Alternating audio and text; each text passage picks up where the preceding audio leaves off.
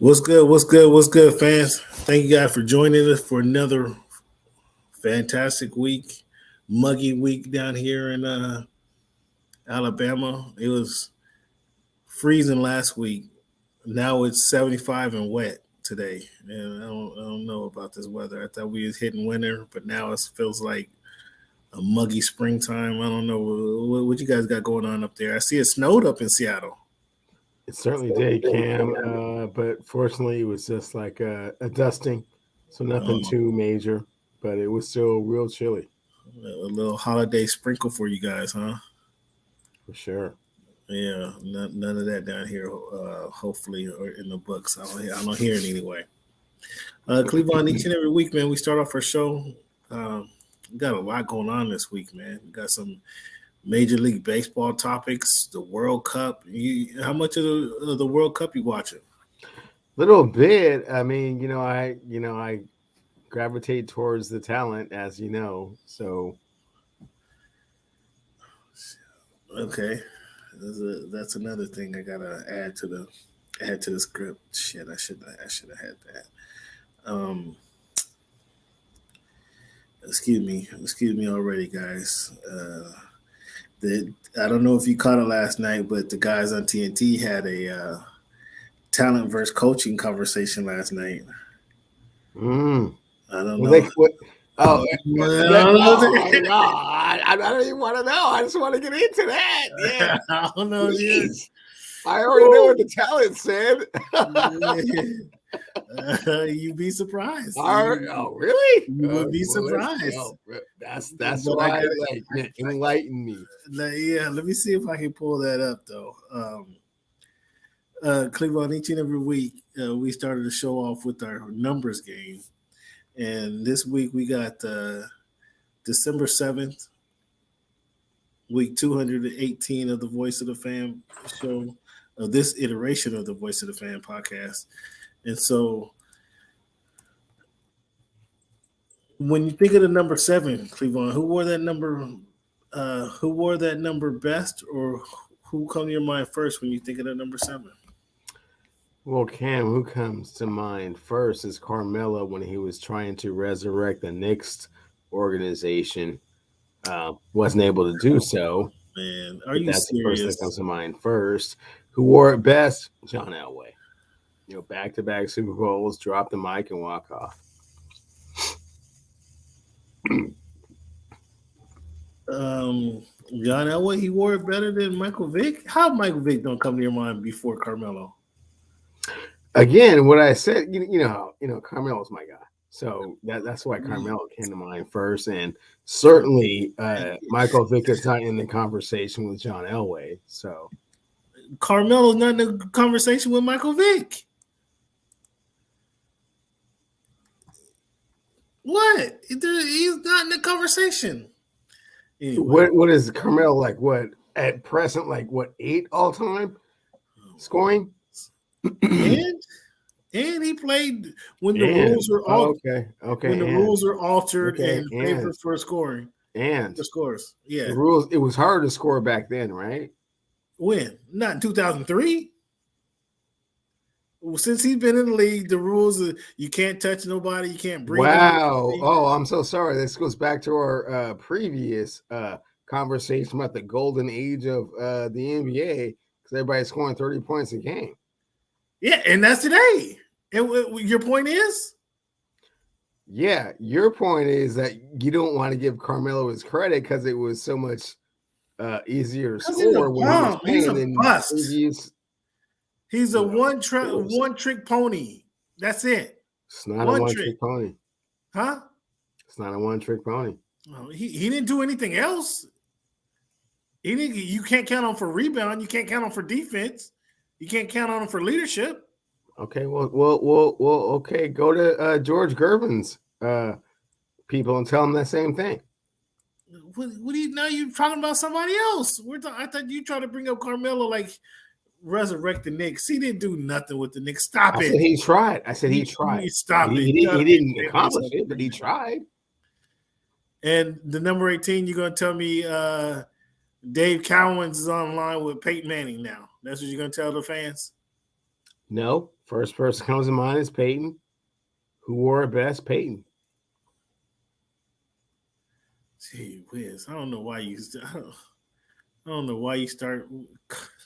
You come up with Carmelo as the first person to come. Oh my goodness, fans! I'm working on them. I'm working on them. So there's a lot. We're gonna do our show a little different today, fans. So we're gonna get into a lot of. We got a lot of football talk as always. We're gonna get into. But before we jump into that, Cleveland, I wanna. What do you think about Deion Sanders leaving Jackson State University to go to the Colorado Buffaloes? Is this a good thing or bad thing? Where do you come down? There's a lot of opinions out there right now on Deion Sanders going to Colorado and leaving HBCU, going to a PWI. What's your thoughts on this situation? Cam, I'm actually torn up about it, in a lot of different ways.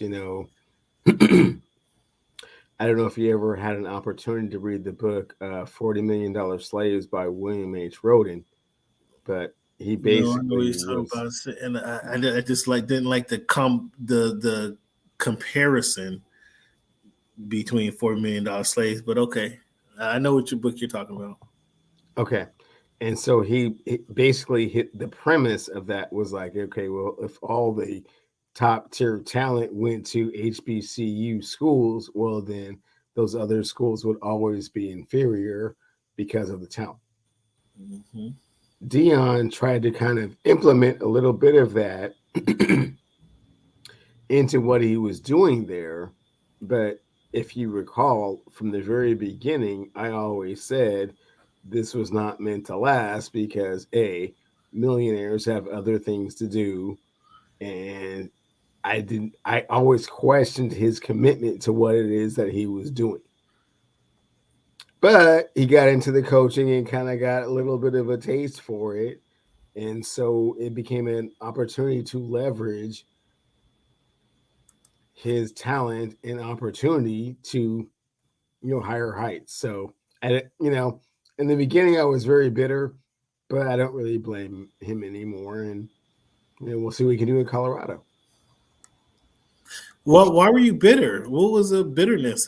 Because the whole thing was that he was trying to bring light and attention to HBCUs, which didn't he he not? did, Didn't he do that? Didn't he not do that? which he did.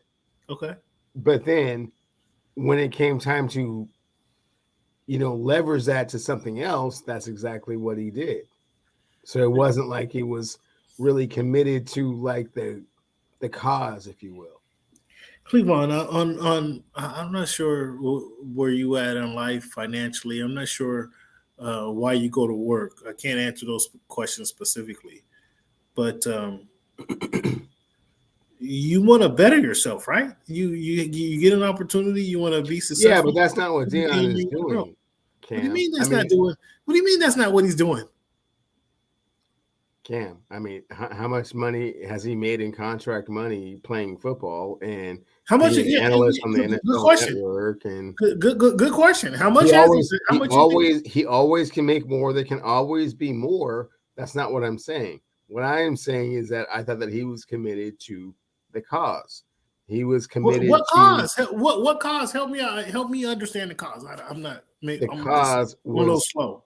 was making HBCUs prominent within the college football landscape.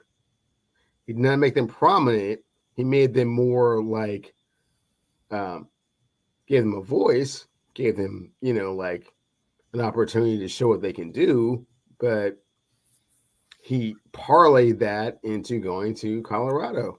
So because a man doesn't want to split his salary, paying for better facilities at this particular school, it could be any school. I mean, it just happened to be at HBCU. But because the man don't want to split his salary, No. It didn't just happen to be an HBCU. That was the whole premise of what he was doing initially, which is why he got into coaching, supposedly. But now that he's been able to have success down there, recruiting and giving light to what can happen, and then when the light shines really bright, other entities say, "Oh, well, we would like that light to shine really bright on us too, and we'll give you So this much."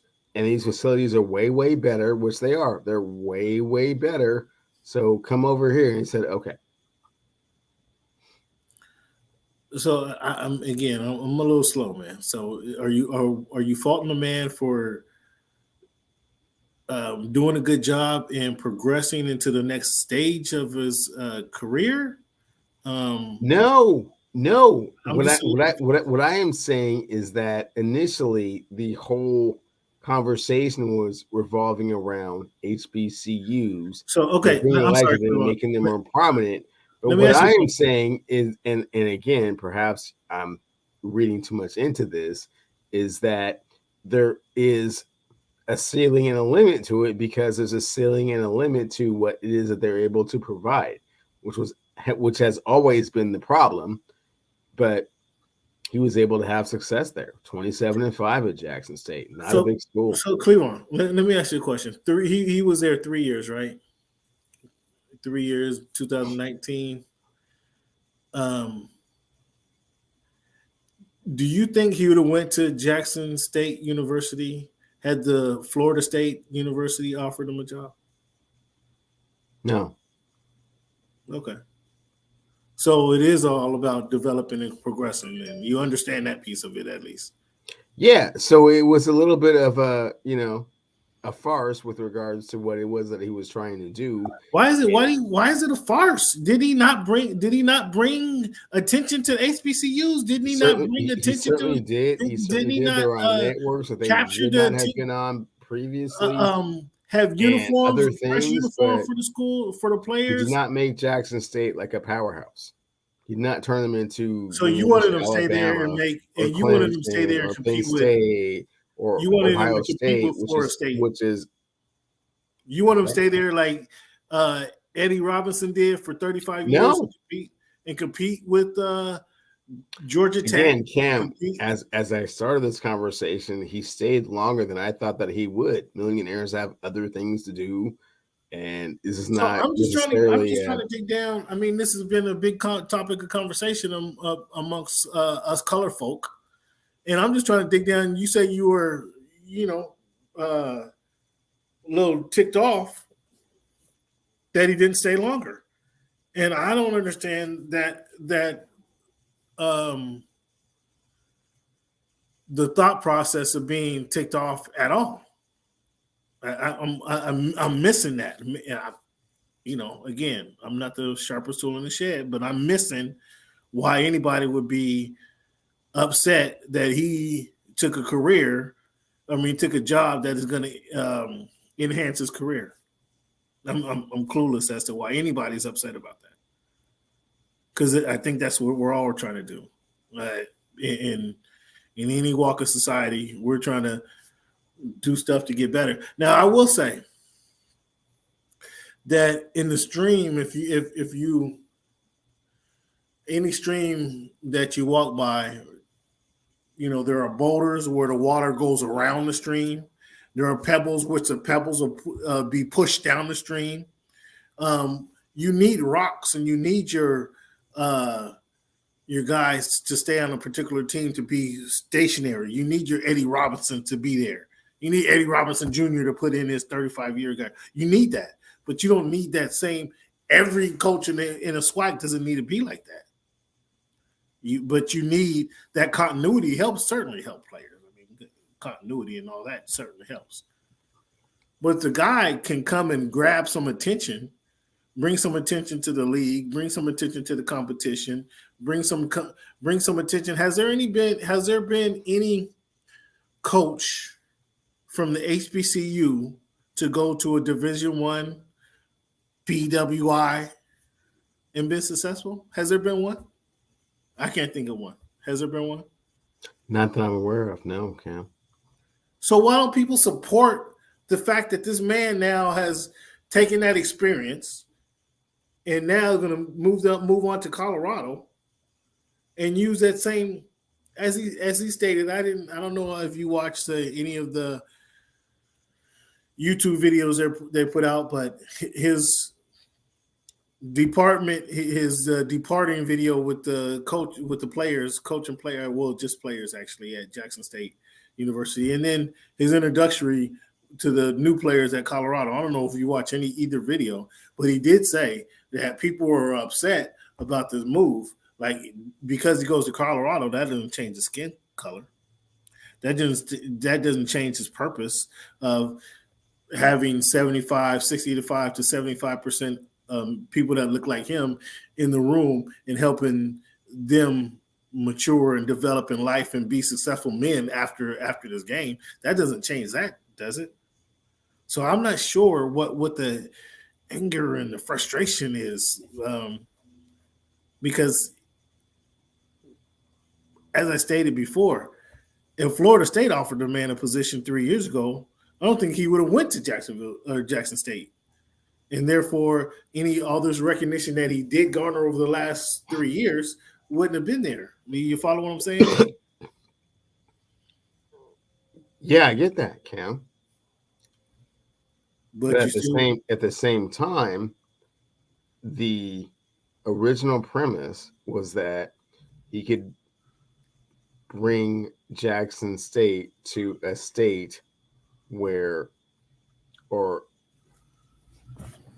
a position wherein CJ Stroud, instead of going to Ohio State, would go to Jackson State.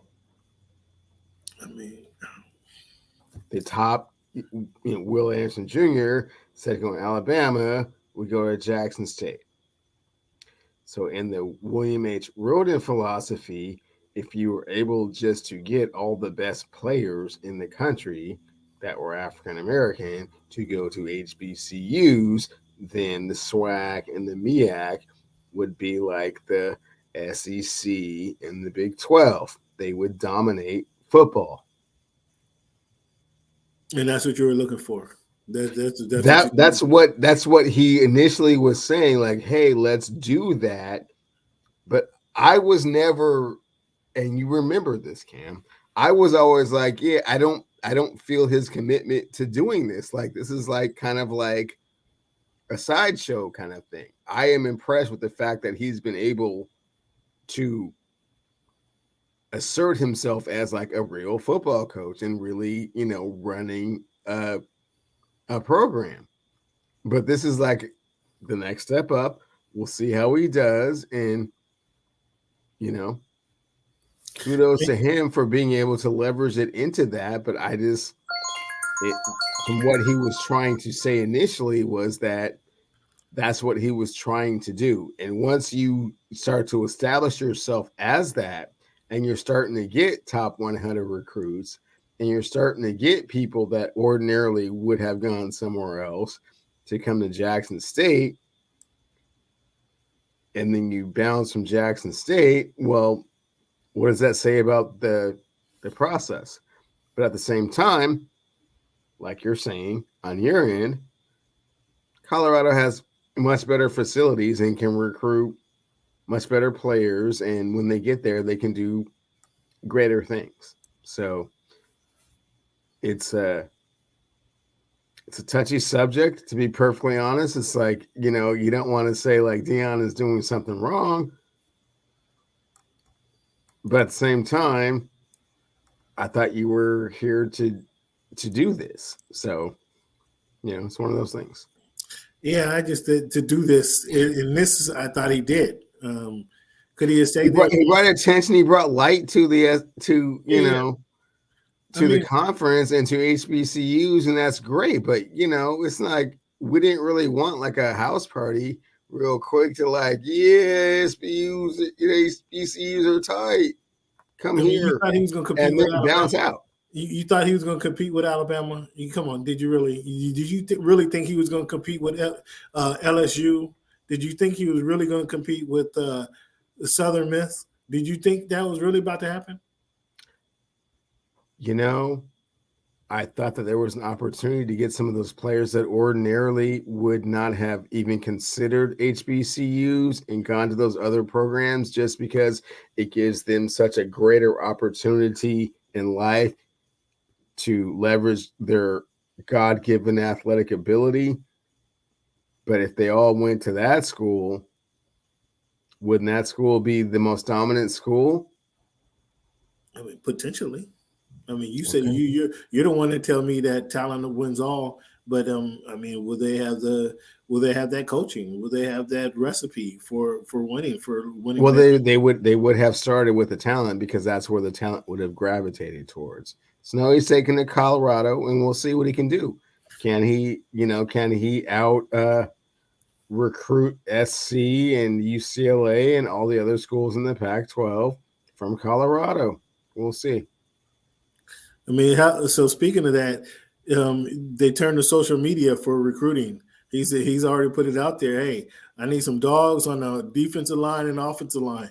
Um, some game changes, I think, is the way he put it on Twitter and Instagram.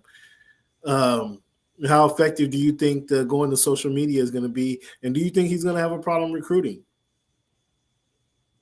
I mean, I don't think he'll have a problem recruiting Cam. We'll have to see. I mean, it's not like, again, when you're recruiting at Jackson State, it's a little bit different than recruiting against, powerhouse Pac-12 schools that are already entrenched in a lot of these high schools and with the coaches and so on and so forth. And what I think that Deion will have an opportunity to do, which comes up every once in a while on the Pac-12, is be able to recruit nationally, which is what kind of makes you like a powerhouse. So Oregon got to a point where they could do that. Pete Carroll was the master of that. UW has had moments where they were able to recruit nationally, but typically it's just along the coast. And I think he's going to be able to get out of that bubble a little bit and recruit some people that you never heard of if you're just following, football on the West Coast, and potentially can make an impact on the program. I don't think How they're going to win the division anytime soon. I mean, it's still Colorado, so what soon? That was my next question. How soon do you think they can get into the, let's just say, a top 10 ranking? How soon oh do you man, think? I'm not sure they'll ever get to a top 10 ranking with Deion Uh-uh. as the coach. I mean, I think I don't think they'll be a 8 top 10. wins is about as much as they can hope for, and that's like a historic season. It's not a historic season for Colorado because they've been to the national championship game a few times, but no, man. You don't think Deion Sanders can have Colorado Buffaloes in the top 10? And when you say no time soon, I mean, help clarify that for me. I don't think that Deion Sanders as a coach and a recruiter can ever make Colorado a top 10 team in the country. Like ever, that's like 5 years, 10 years. You don't think he could do that? Nope, never. Ooh, never. Mm-mm. I thought you just told me Cleveland, all the talent is going to gravitate to him. That's not what I said, Cam. I said that he has an opportunity to get a lot of talent from all across the nation. I never said that they would all assemble at, in Boulder and make, the Colorado Buffaloes a national powerhouse. I don't believe that. But you thought that would happen in Jackson State? I think that he had an opportunity to pull more of the players just on the fact that it was an HBCU and going with that premise as opposed to like we're going to Colorado. Like, So you don't think with better talent? So you thought he could have did that? He could have got JSU into a CFB prominence, but you don't think with better resources, better facilities, bigger brand, you don't think he could do that at Colorado? no, Colorado's not an HBCU, and that wouldn't have been the selling point as to why you're going there. You're not trying to rewrite history going to Colorado unless you're trying to be, Darian Hagan and Pritchard and Bieniemy or Cordell and Westbrook and Salam. I mean, unless you're trying to do that, I mean, we'll see what he can do. Wow. So you don't like the move. You sound like you're not a fan of the move. I'm Sound like okay with you it. got a random dude. I would have liked to see what he could have done at Jackson State with a little bit more resources, but you have to leave for the resources. I mean, it always happens. It's not unusual. It's not uncommon, and I don't Wow. fault him for doing I that. don't But begrudge the man at all. I don't begrudge the man at all. Again, where I start at is had he been at JSU, had FSU offered him a job, and I think we both can agree the answer to that question would be no. So he took this route. Let me go this route and be successful. And now people said, oh, he can be successful. He can go 27-5. Oh, he can develop some talent. Oh, people are seeing people might be interested to go play with him just because of his name.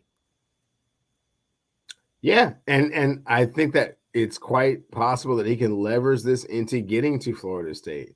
Florida State is just looking for a reason, especially if they continue to be, I don't want to say irrelevant, but not as relevant as they were. I mean, 6 years ago, Jameis Winston won the national championship in Florida State. I don't know. I think that Florida State, that ship might have sailed because now Sailed to win. It only sails until you're not relevant, and then once you're not relevant again, then you have to look around like who can make us relevant again.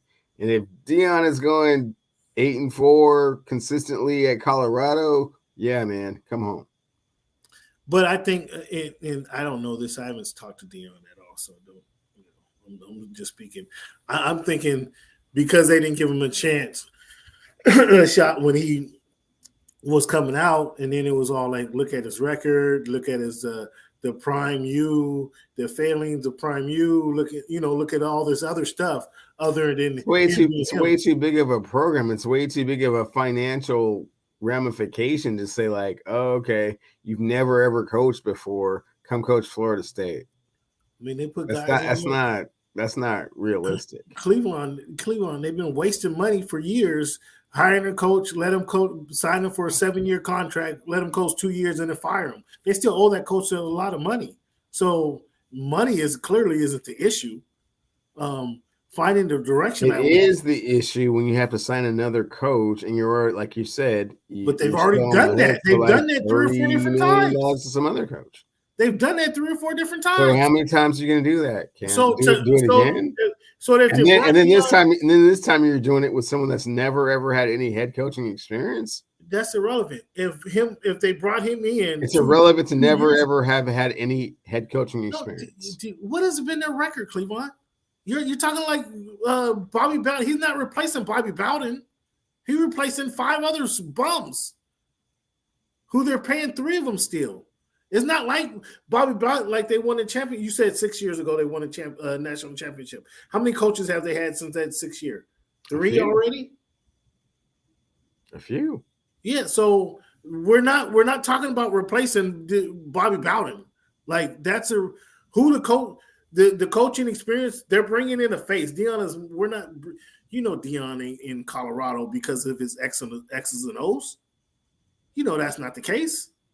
So that's why I say that's irrelevant. His coaching past. They're bringing him in here because he can recruit players and he can have their ear. That's why he would be at Florida State, not because of his X's and O's. Probably for his work, so he can breathe into them some work ethic. Obviously, some know-how. He knows the game, etc. But they're not bringing in there for his X's and O's. You know that. I don't. There's not anything I have to explain to you.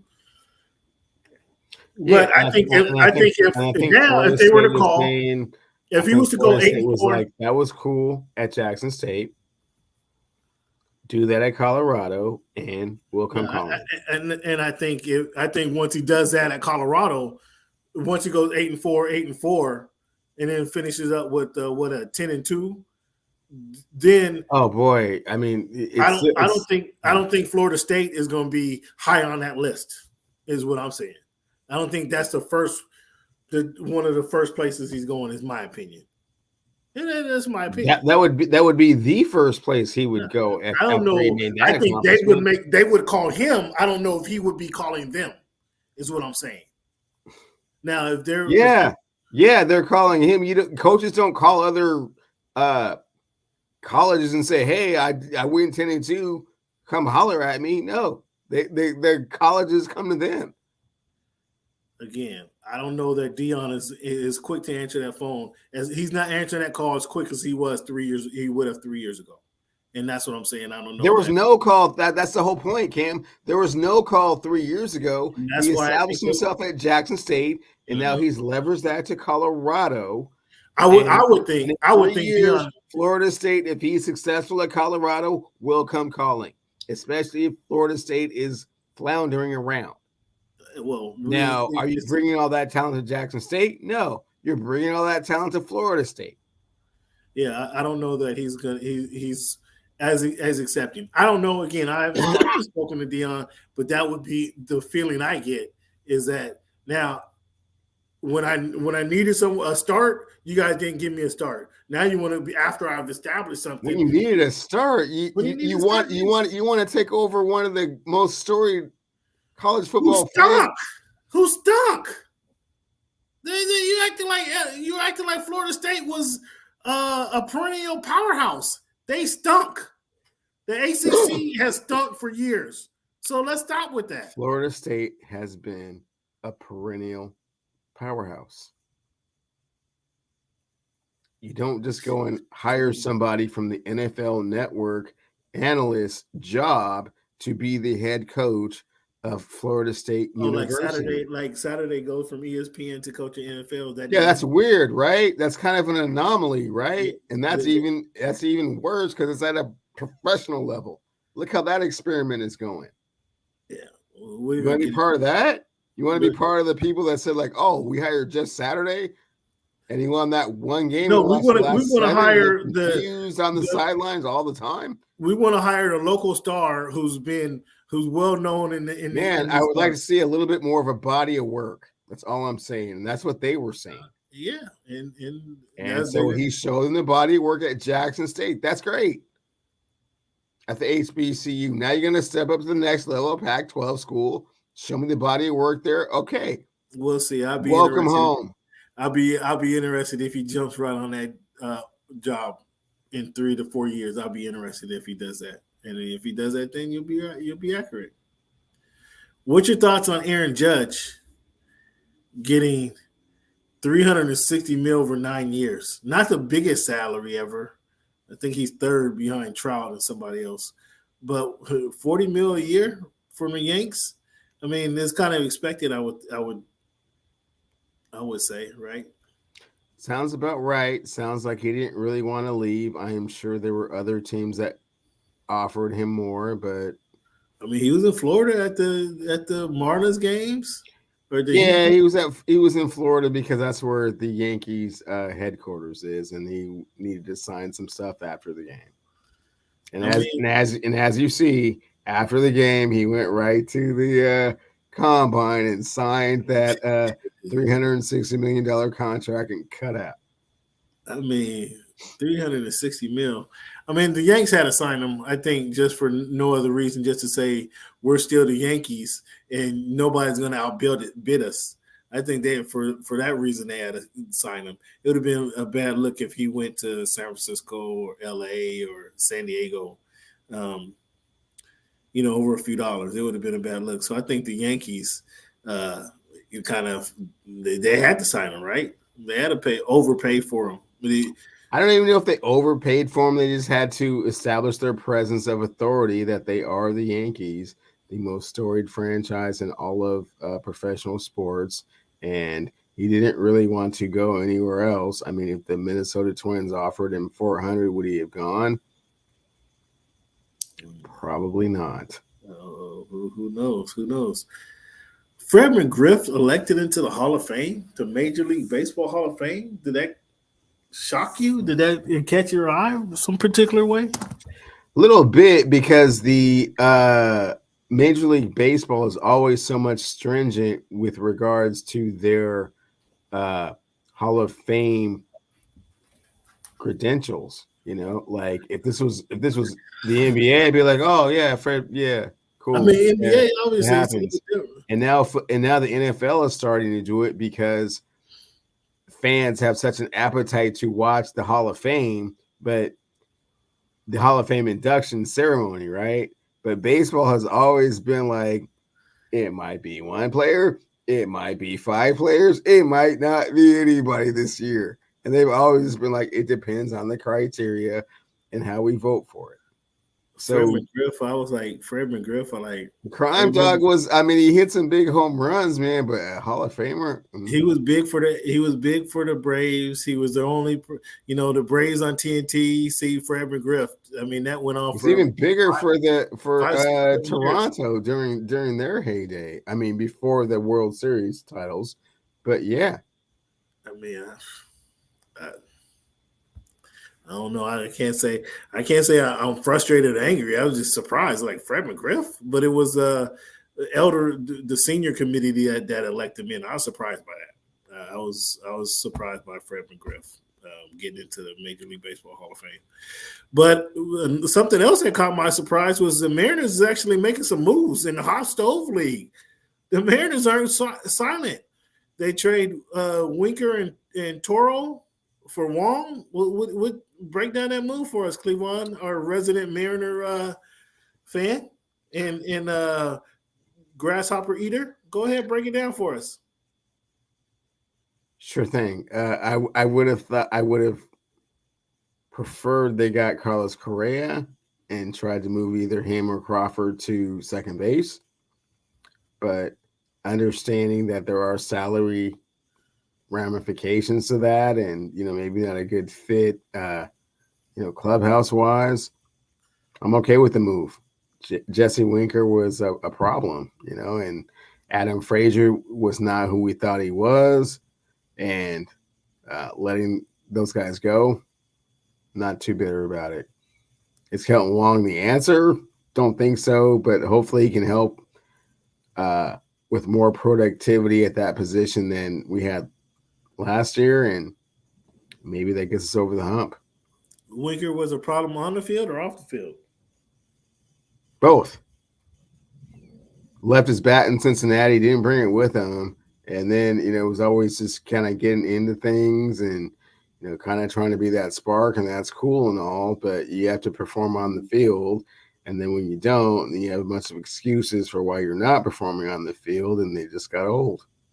Let him go. This team is on the rise. This team is like World Series ready like next year, and just didn't feel like him being a distraction or question mark. Whoa. Did you just say the Seattle Mariners is World Series ready? Is that what you said? Yeah, they're World Series ready, Cam. All right, dude.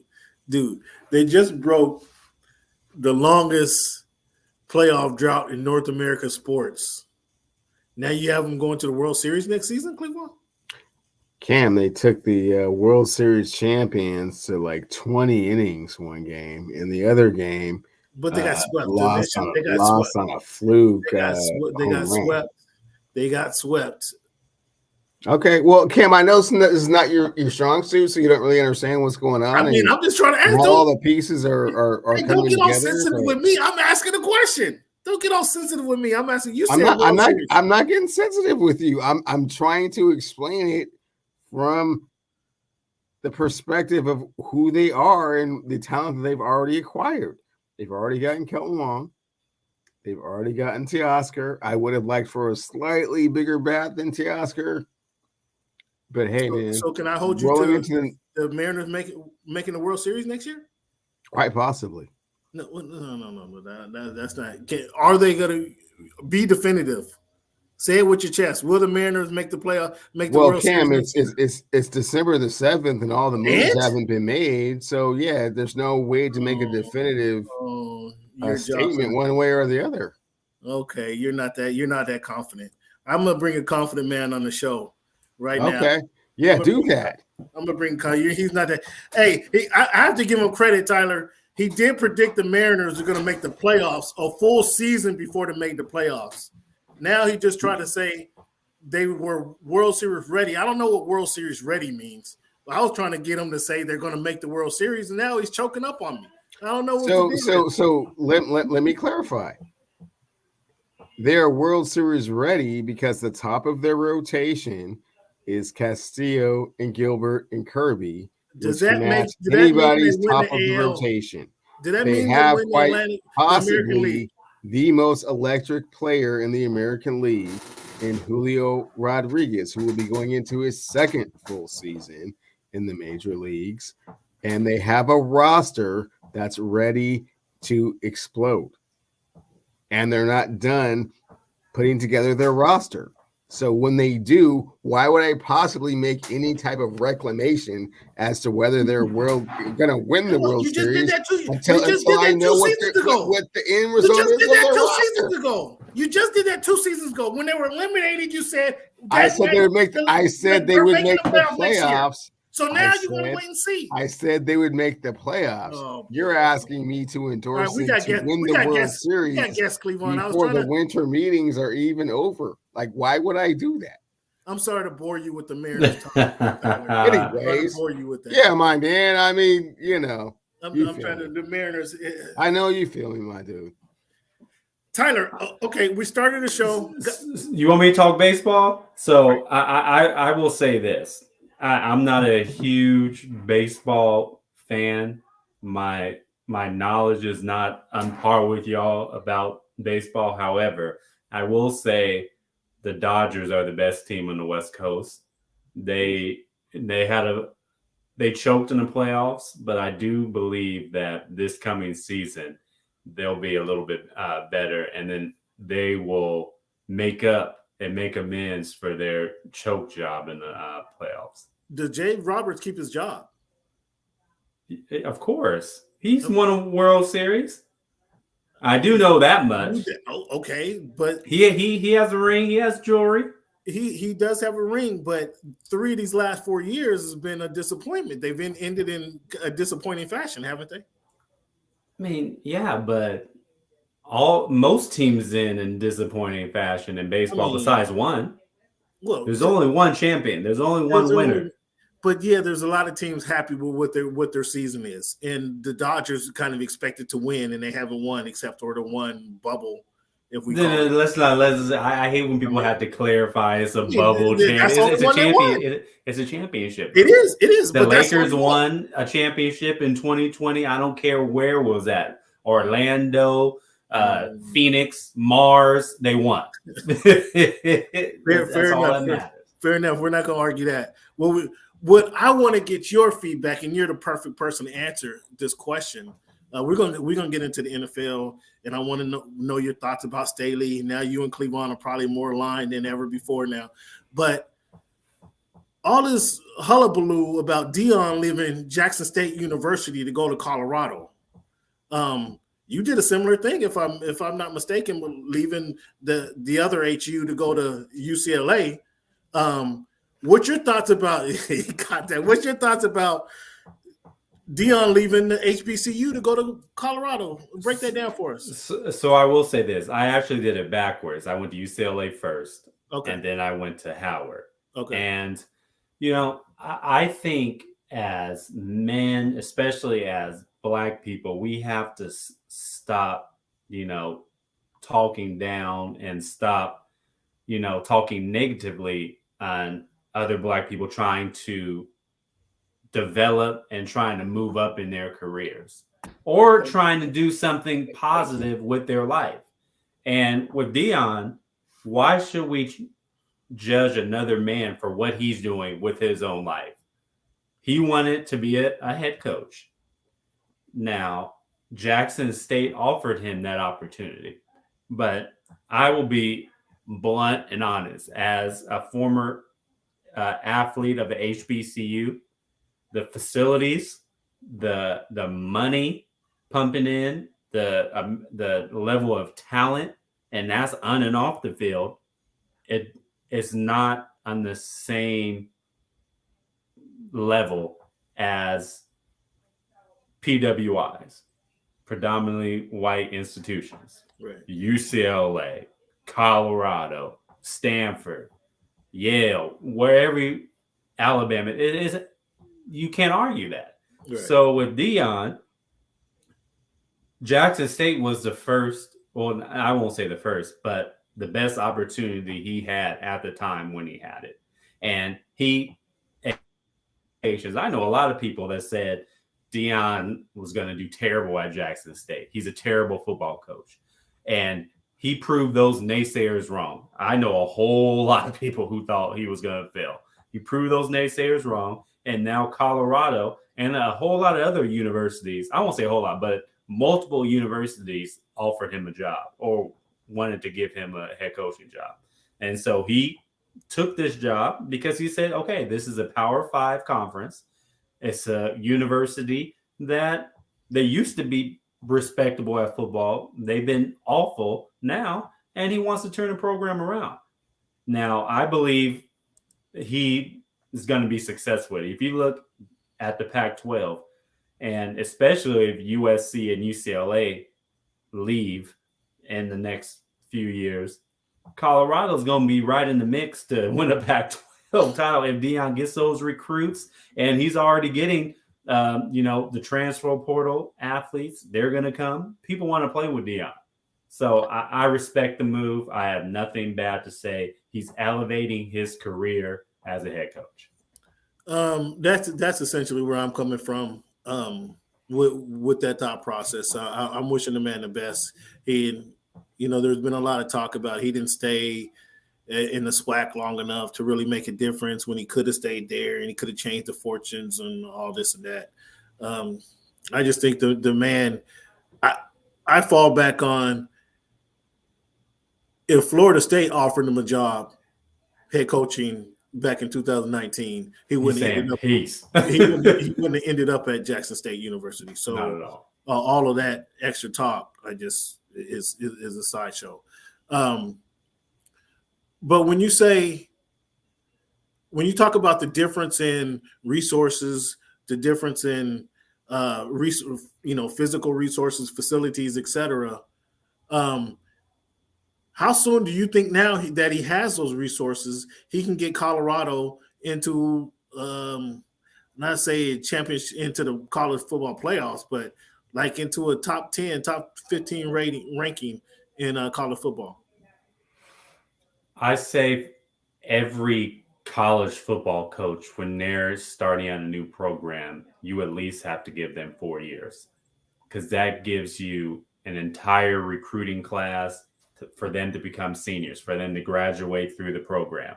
So you got freshmen, recruiting those, see how they develop into your system, and how are they developing in year 3 as a junior or year 4 as a senior. And then how are you building a program, building a tradition? You can build that over the course of 4 years and implementing, your system and what you want to establish as a culture at your program. You need at least 4 years to do that. It does not happen overnight, especially when you're starting from the bottom. And let's be honest, Colorado is at the bottom of the Pac-12. Sure, but they also have the transfer portal.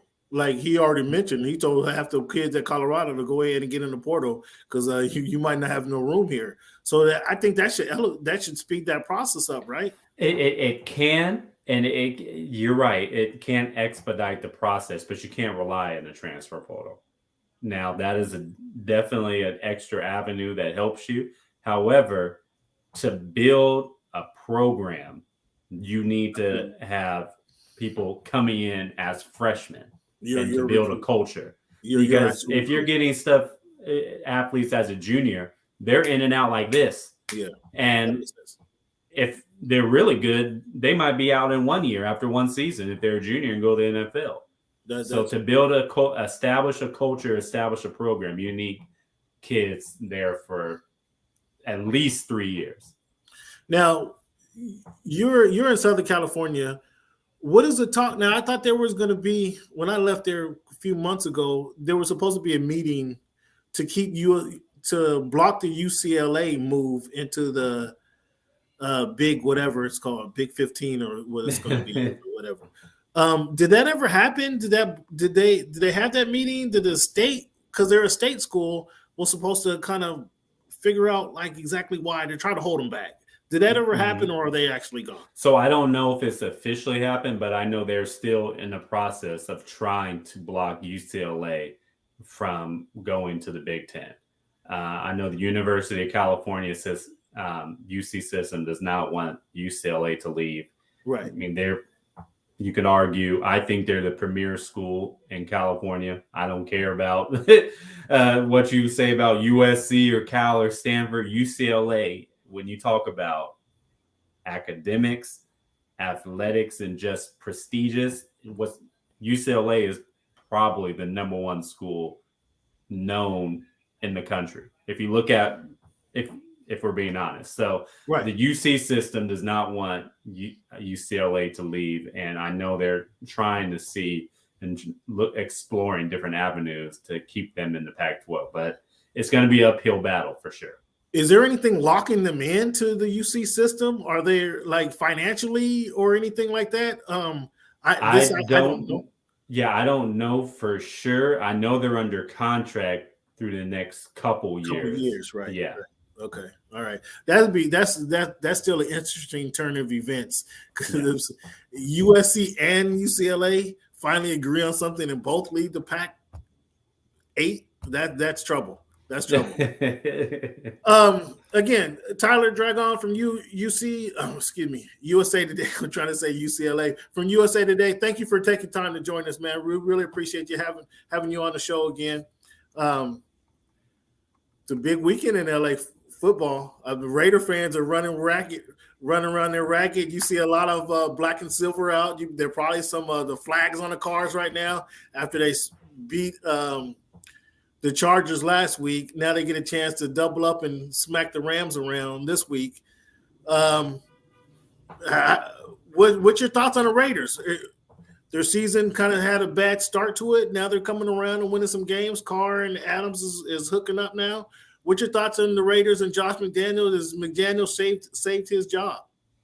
Well, ever since Devontae Adams and Derek Carr kind of slickly threw some of their teammates under the bus, and well, not really throw them under the bus, but there were subtle jabs, I'll say. They're calling out their teammates and saying that, people need to lock in and buy in. The Raiders have been on a winning streak and they're playing better football. And I believe it's really as simple as their best players are performing like they're Pro Bowlers.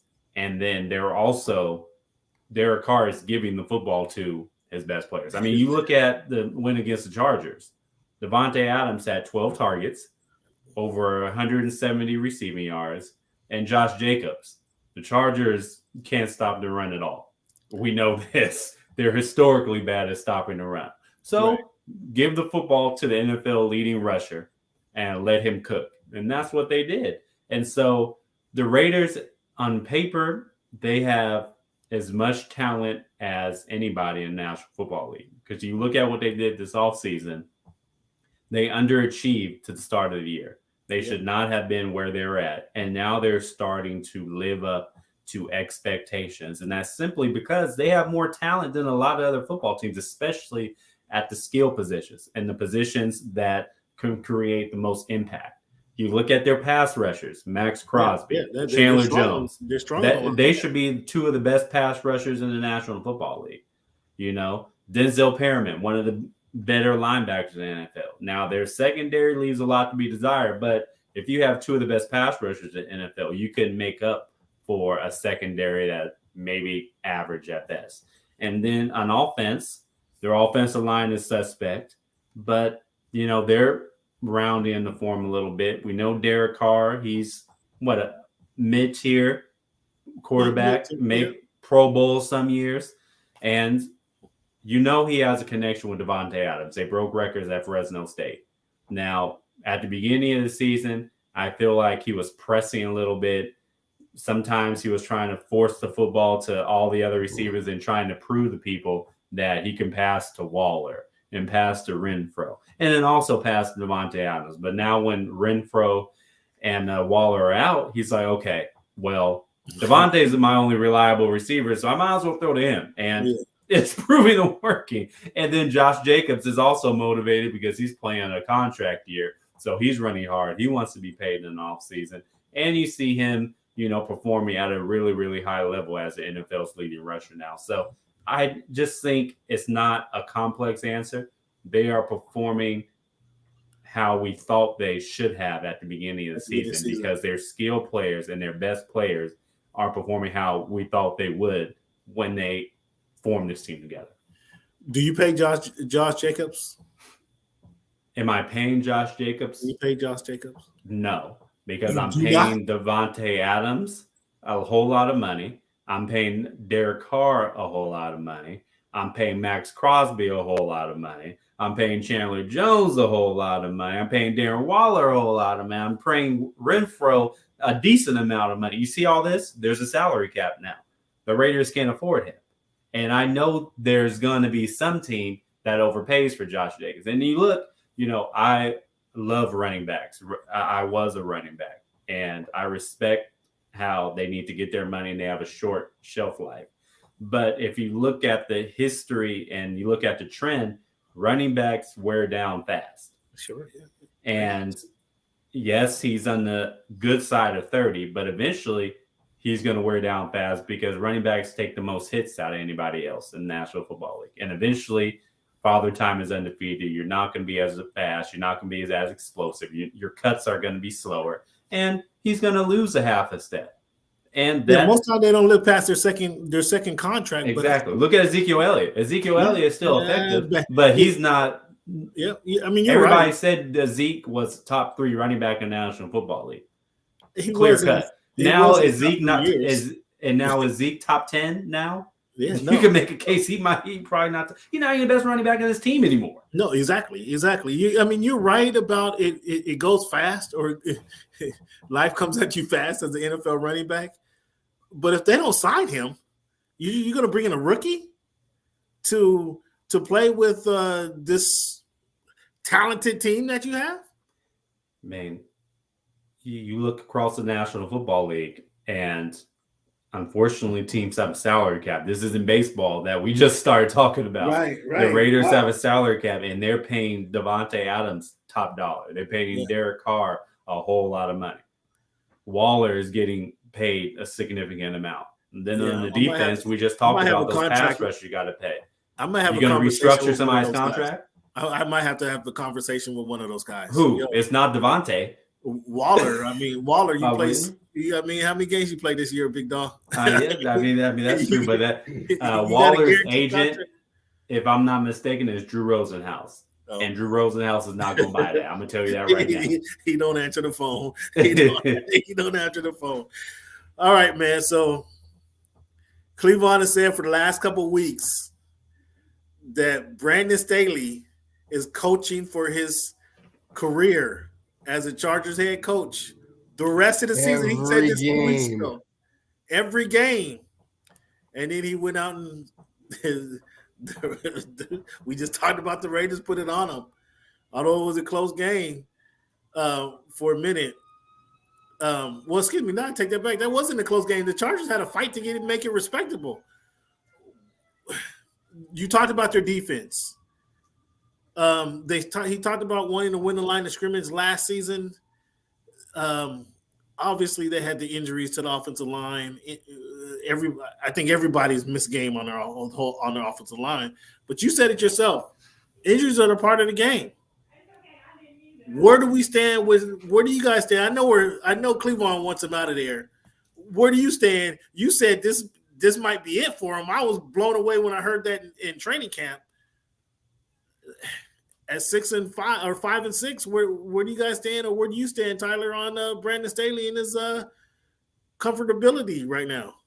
Well, Brandon Staley is going to say at least give him one more win. They're 6-6. Okay. Now, I will say, if the Chargers don't make the playoffs this year, it's hard for me to believe that Brandon Staley keeps his job. And Brandon Staley, he's a nice guy.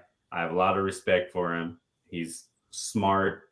And every time I see him, hey, what's up, Tyler? So I get all that. Yeah. But when the Chargers are last in the league in average yards per rush attempt on defense. Yeah. So teams are getting over 5 yards a carry on the Close to Chargers 6, defense. right? And you are a defensive-minded head football coach. I know you played quarterback in your day, but you came into this league as a defensive-minded football coach. And your defense is below average in pretty much every major category. And you have Derwin James, you have Khalil Mack. Oof. I know Joey Bosa's been hurt. I know J.C. Jackson has been hurt, who looked bad at the beginning of the season to begin with. But as a defensive-minded head coach, you have to figure it out how to make your defense perform at a decent level or above average. And the defense is below average, and it has been since he's gotten there. So, Brandon, I mean, I hate to say it, but especially when you have Sean Payton publicly flirting with the Chargers, and he was at a Chargers game. Not many people talk about that. He was at a SoFi Stadium in a suite watching the Chargers play. I think it was the Broncos game, and I know he spends a lot of time out in Los Angeles. And if the Chargers get rid of Brandon Staley, then I know they're going to look strongly at Sean Payton. Now, I'm not saying that they are.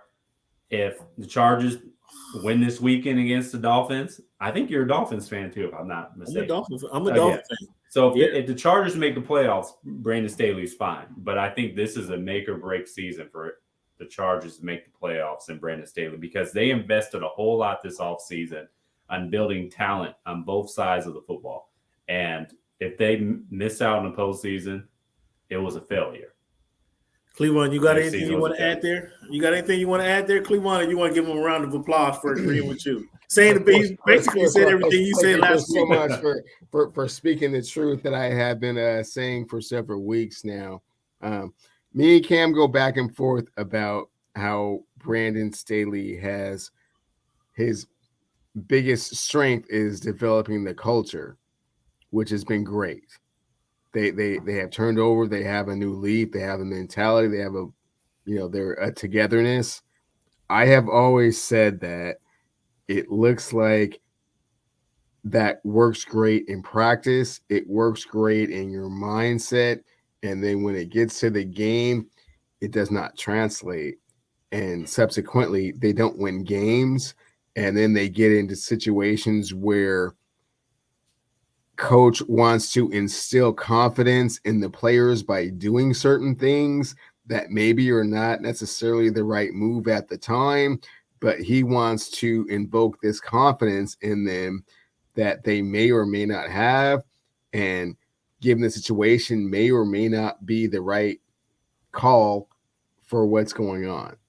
So I think, like you're saying, with Sean Payton, if there was just nobody waiting in the wings, he might get another season to kind of try and figure this out. But with Sean Payton waiting in the wings, he gets no more time.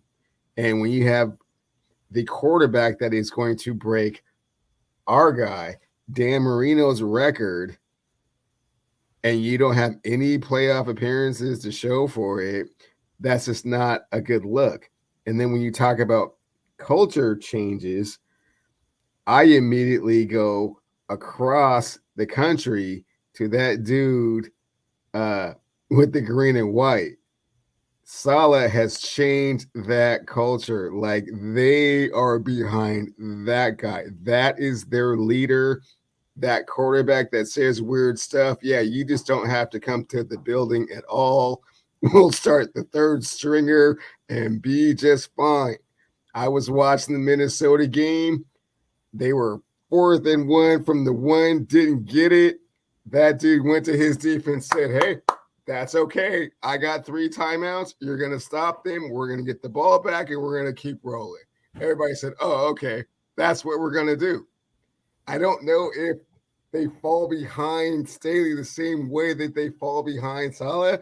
So as far as being a culture changer, I think he's done that, but I don't think that they have responded as positively as they have in New York. And I don't think he has as much time, especially with Herbert and as much money as like you're saying, they're throwing at all these people. You just can't just be like, oh man, next time. Man, next time. I really like the way your locker room, the vibe and all that. It's like, no, you got to win. It's a win now league. Especially in a market like LA, like you just talked about New York. LA especially.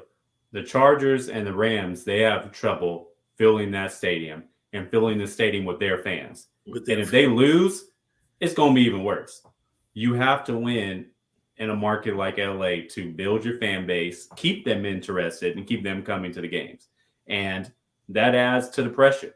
If the Chargers are losing, it's going to be Raiders West every time the Raiders come to town, like it's going to be when they play the Rams. Right. It's going to be Kansas City Chief West, get Cowboys West. We already see it now. So if they continue to lose, they're not going to be able to build a fan base and to fill up that stadium. And that stadium is going to be, they're going to feel like they're playing 17 road games each week. And so that also increases the pressure to win and win now. Not to mention you have one of the best quarterbacks in the NFL, especially with one of the best young quarterbacks in the NFL on a rookie contract. The time is now to win. You see what the Bengals are doing with Joe Burrow. They're winning football games. They went to the Super Bowl last year. You got to win with these young quarterbacks on a rookie contract.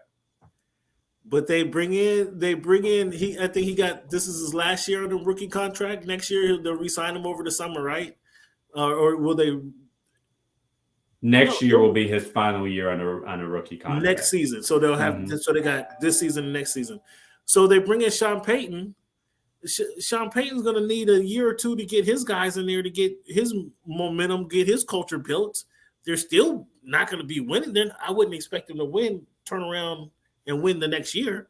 So I think they're still years away. I think that'd be a hasty move to get rid of them. But the defense being as poor as it is, there's like no excuse for that. Like, we brought you to play. We brought you over here to be our defensive guy paired with our offensive guy.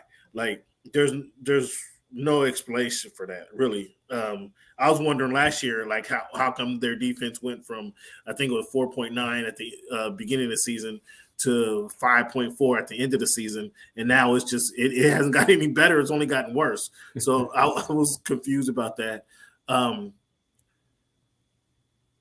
I think that would be a hasty move. I still think that would be a hasty move if they lost the rest of their games. That'd be an understandable change, but I think right now that'd be a hasty move. So the Dolphins come into town. Now, I'm a Dolphin fan, like your co-host is. But I'm not blind. I'm not a blind to a non-guy.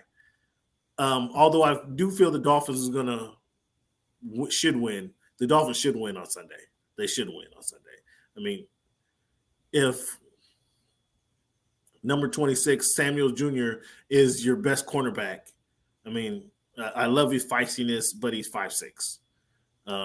If that's your best guy, I mean, that's trouble, because Davis is a problem over there. Oh, this is what I wanted to ask you earlier about their defense. Do you think they asked Derwin James to do too much? Of course they do. He plays 5 positions. Like, why are we doing? Because their defense has a whole lot of holes, and he's trying to make up for all their deficiencies. But they can't rush the passer without Joey Bosa. With some strange reason, they can't figure out how to rush the passer without Derwin James and Khalil Mack. And the linebackers, they don't get off blocks well.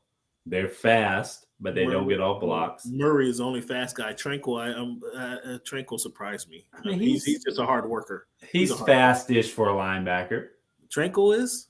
For a linebacker? Really? Yeah.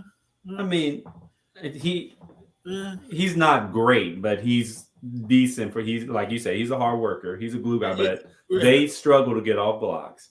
And their defensive line, I mean, they've been depleted with injuries, and they don't really create any pressure or get disruptive at all. So You need Derwin James. He's besides Khalil Mack, he's your only healthy playmaker on defense. I said this weeks into the season. I think they're asking too much of him. If leave him at safety, leave him at strong safety, let funnel everything to the guy, and force him to have to make the final tackle. Moving him up, moving him back. I think that confuses the rest of the guys who you just described. Aren't that great? There's only a few great players out there. So asking these other players to adjust because you're moving Darren around, these other players, I don't think a lot of these players have the ability to make that adjustment. And so now you got Derwin playing out of position. You got these guys not adjusting and creating holes and problems. That's one big thing is I think they're asking just too much of Derwin. Leave him at if you want to put him at linebacker, put him at linebacker. If you want to put him on the end, put him at the end. But pick a spot and leave him there, and everybody else can play their position. I think that one thing, and I don't understand. Mac isn't a. I think he's more of a run stopper than a pass rusher, and you can run away from him. And so that's kind of when you don't have somebody on the other end. Rump is a little light in the cakes to really make a damage, I think, at this point in his career. So there's some of the things that they can make. But enough of the Chargers. Let's dissect what's going on with the Ravens. What is the problem with the Ravens? I've been talking about this for a few weeks now. Is it the coaching? Is it the players? Is the scheme too? Is the scheme has a? I hate to say the NFL has passed Harbaugh by. That's not really what I want to say, but are they relying on an old scheme? The Ravens should be better than what they are. We should be seeing dominant football, and the Ravens don't give me dominant football. What do you see as an issue with the Ravens? I like the Ravens scheme. It's different, and I love run-oriented offenses. However, I will say the Ravens have been hurt by injuries too. Their offensive line has been banged up. And then the loss of Rashad Bateman, that hurts a lot because the Ravens receiving corps were below average anyways. Right. And then especially after you lost Hollywood Brown to the Cardinals, he was your number one receiver. So now Bateman moves up to number one receiver. He was a number two. And now you have Bateman out for the year. So now you're relying on your number three receiver to be a number one, your number four to be number 9. They're playing way above over their heads. And they're not good enough to beat coverage from a number one or number two cornerback because those are guys that you're getting off your practice squad and number 3, number 4 receivers you're asking to win one-on-one coverage or against zone coverage. So they're relying on Lamar Jackson way too much. And then you have your running backs in and out of injury. So they're the main part of their offense is running the football, but you have your running backs in and out of the lineup because of injury, and you're relying on Lamar Jackson to be Superman every play. The Ravens usually don't win unless Lamar Jackson is the best player on the field or one of the 3 best players on the field. But he has to have an above average game for the Ravens to win, and that's been throughout his career as a starter. And if he plays below average, they usually lose. They need him to play at an extremely high level to win. And their defense, I think they started the year off slow, especially against games like Miami where they blew big leads. But they have performed a little bit better as of late. They held a terrible Broncos team out of the end zone. I know that's not a huge feat the way the Broncos offense is going. But that's the only way they won that last week, though. Yeah, anytime you can hold a team out of the end zone in a 4-quarter game, you're doing something decent on defense. However, their offense leaves a lot to be desired, and that's because they really don't have any receivers. I love Mark Andrews at tight end. The rookie, likely he's a promising tight end, makes some plays. But other than that, who's Lamar Jackson throwing to? I feel you. So, is that and so – are we giving the Ravens a pass because overall they're probably one of the better, well-run organizations in the league, right? Just overall, just if you look at it, you would think the Ravens are one of the better run organizations in the league. However, they haven't got Lamar Jackson, a legitimate wide receiver. Hollywood Brown didn't work out. Now they're trying Bateman. He's a rookie. We're trying to expect something out of him. What is this? Is he a rookie or a second year? Second year. So he's a young guy. like I think they're late on that. Is trying to get them some guys. They have drafted running backs that haven't worked out. Dobbins being the first and foremost, but they've had Lamar Jackson. When I say that, I mentioned this to you, Cleveland, a few weeks ago. When it's 3rd and 7, Lamar Jackson's not able to complete a slant pass to get it for that 9-yard route. He's not able to do that. And is that Lamar Jackson? Is that the talent? Is that coaching? I'm missing something there because I just can't understand why they're not consistently a better team. I think some of it. I said it earlier. The quick story is I've been really hard on Mike Tomlin for when he was dealing with Antonio Brown and then the running back. They weren't. I didn't think he was getting the best out of those guys. And I'm kind of seeing the similar thing out of Harbaugh. Well, I don't see we're getting the best football out of the Ravens. We're certainly not getting the best football we can get out of Lamar Jackson. Last season, he didn't finish the last 6 games of the season. This season, it came in a couple good games, and now we're seeing like we're tailing off right now towards the end of the season. Is this an organizational thing, Tyler? I don't think so. It'll be an organizational failure if they don't sign Lamar Jackson to a long-term lucrative contract. But if you look at it, again, it's hard to win in this league. The Ravens, they've been successful, but they says every week it's hard to win in this league. I mean, I mean, I agree with that. That's another subject though. But with the Ravens, they've had injuries at some key positions where it is hard to overcome. Last year, they were decimated by injuries. And this year, they lost their new number 1 receiver. They've lost their number 1 running back in Dobbins. Stanley's been in and out the lineup for injuries. I mean, that's your premier left tackle. It's hard to win in this league like that. The Chargers doing it. We just talked about them. They're dealing with the same thing, but they still have enough talent to win. And the Ravens, they've been able to keep things afloat because luckily they've been able to evade the injury bug on defense, but their offense has definitely suffered. Now, Lamar is going to miss at least this week, hopefully for the Ravens' sake and his sake. And then, I mean, the NFL's sake, he's back sooner rather than later, maybe next week or the week after that. But those problems are going to still exist because other than Mark Andrews and Isaiah Likely, there's nobody for him to throw the ball to. And that's the part where I want to bring into the indictment on the organization because there should be more talent there. You would think, and that's why I bring up the organization issue. If I'm the Ravens, I'm drafting for my first round pick. No questions asked. I'm drafting wide receiver. What do you know? No questions asked. What do you know about the reason that Lamar Jackson did not sign a contract at the beginning of the season? I applaud the man for having faith and confidence in yourself and saying, "Hey, I'll be good. I'm gonna have a good season, as good as I've had, to where you're still gonna owe me." I'm 100% behind him. I like that confidence. However, Lamar.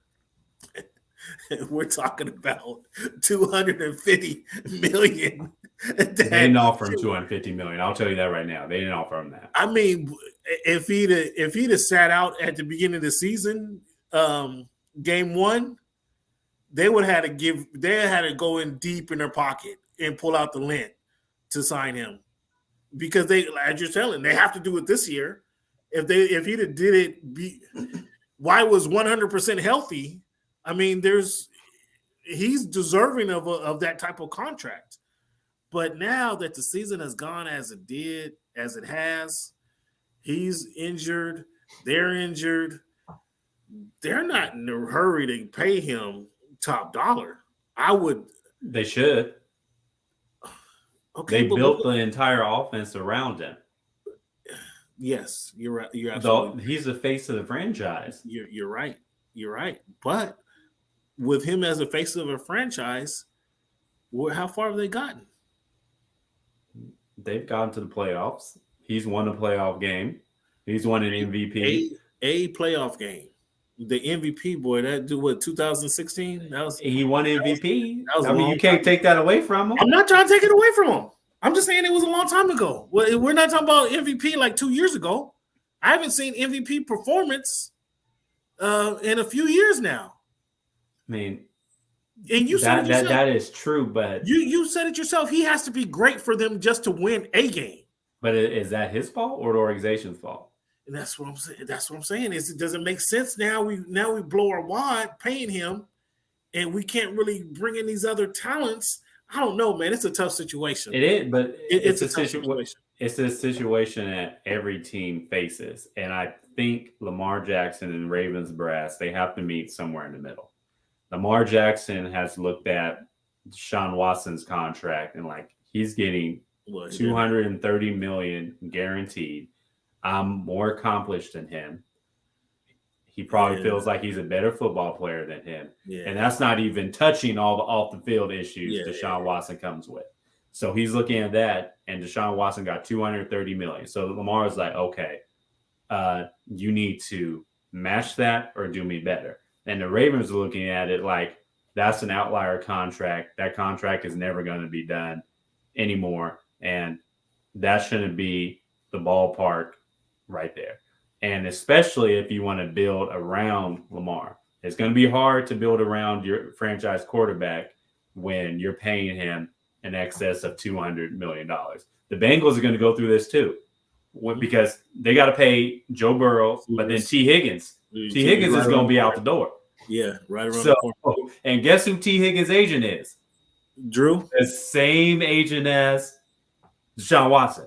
Oh, wow. So T. Higgins going to get paid. Wow. Okay. So, it all plays, a role in that. So when the Ravens are sitting down with Lamar, they need to discuss that with him, but then also give him a fair price too, considering he is the face of the franchise. But then tell him, all right, the goal is, yes, we want to keep you here for long term. We want to pay you what you're worth.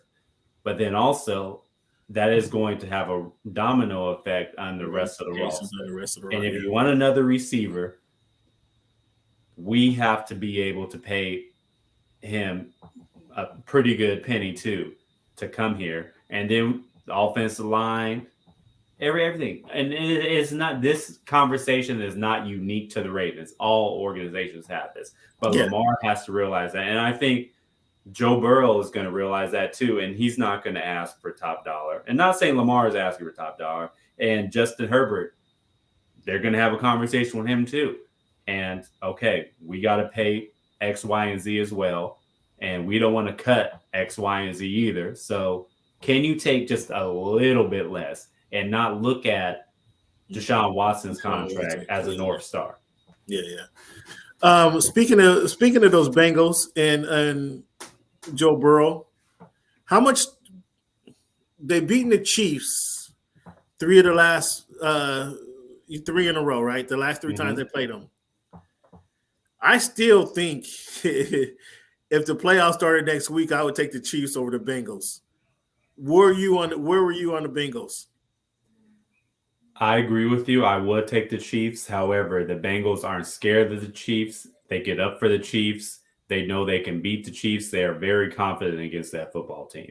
Now, to me, it's a terrible matchup because the Chiefs like to play man-on-man coverage on defense, and you can't guard Jamar Chase, T. Higgins, and Tyler Boyd man-on-man unless you have the best secondary in football, because they're the best trio on the outside. Yeah. And so you have to play zone coverage against them. And the Chiefs, for some odd reason, they don't like to play zone coverage, and they get beat. And Jamar Chase and Tyler Boyd and T. Higgins didn't even really have a huge game. But when Joe Burrow needed them most, he found them. And then they couldn't stop the run either. So you can't stop the run. You can't stop the pass as a recipe for disaster. And then you have to win a turnover battle. Travis Kelce, he's a veteran in this league. He should know better. Stop fighting for an extra 2 or 3 yards and get down. Because if he doesn't fumble there, we could be having a totally different conversation, because the Chiefs were up 3 and they were driving and had a chance to possibly go up 10 or at least go up 6 and then force the Bengals into a more difficult situation at home. So the Chiefs, I think they'll learn from their mistakes, and it's tough to beat a team. I know the Bengals beat them 3 times in a row, but if they met again in the playoffs 4 times in a row, it's tough to beat a team 4 times in a row. And the rosters are there's a lot of familiar faces in that roster, so I would have the Chiefs there, no matter if it's in Cincinnati or Kansas City. Or Kansas City. Yeah, I agree with you. Cleveland, what you got for Tyler before we let him go? Tyler, that was such an interesting conversation, your take about Lamar Jackson. So 3 quick things. Mm-hmm. 1, I think that the Ravens have a tendency to play with their food too much. When they're up, they don't seize the opportunity. They don't have a killer instinct. Secondly, I think there has been so much time, and me and Cam talk about this all the time. There's just too much film on what Lamar Jackson can't do, and you're able to exploit his weaknesses. That being said, the way that you guys were talking, and my mind just kept running, I think the 2 best places for him to be next year would be with either the San Francisco 49ers. I knew you were going to say that. You did. Can you feel it, right? You feel that, right? Any mobile quarterback will work wonders. Will work wonders, right? Because you can do so many things, and your passing efficiency doesn't have to be pinpoint. You don't got to be Aaron Rodgers just putting the ball right in your hands every time. Just somewhere in the general vicinity, right? Because of how your offense runs, right? Secondly, I think that the Carolina Panthers or the Houston Texans would want to give him the money and keep the pick. So they don't have to pick a quarterback. They can reinvent their organization with one of those top 5 picks with an explosive, extraordinary player, plus they already have a quarterback. Your thoughts on that? I like where you're going. First of all, the Ravens will never do that. They don't want to blow up their team. They think they're closer than a lot of people would assume. Lamar Jackson in San Francisco will be must-see TV. I would ask USA Today to send me the all San Francisco 49er game. I mean, Lamar Jackson running read option with Christian McCaffrey and Deebo Samuel. Who are you gonna guard? Oh, right. you gonna blitz George Kittle? Right. that would be amazing. But that too good to be true. That's like Michael Jordan playing with LeBron and Kobe. We're not gonna see it. Let's not think about that. I do like also where you're going. Say if the Houston Texans got the number 1 overall pick, trading the number 1 pick for Lamar Jackson, I think it'll be.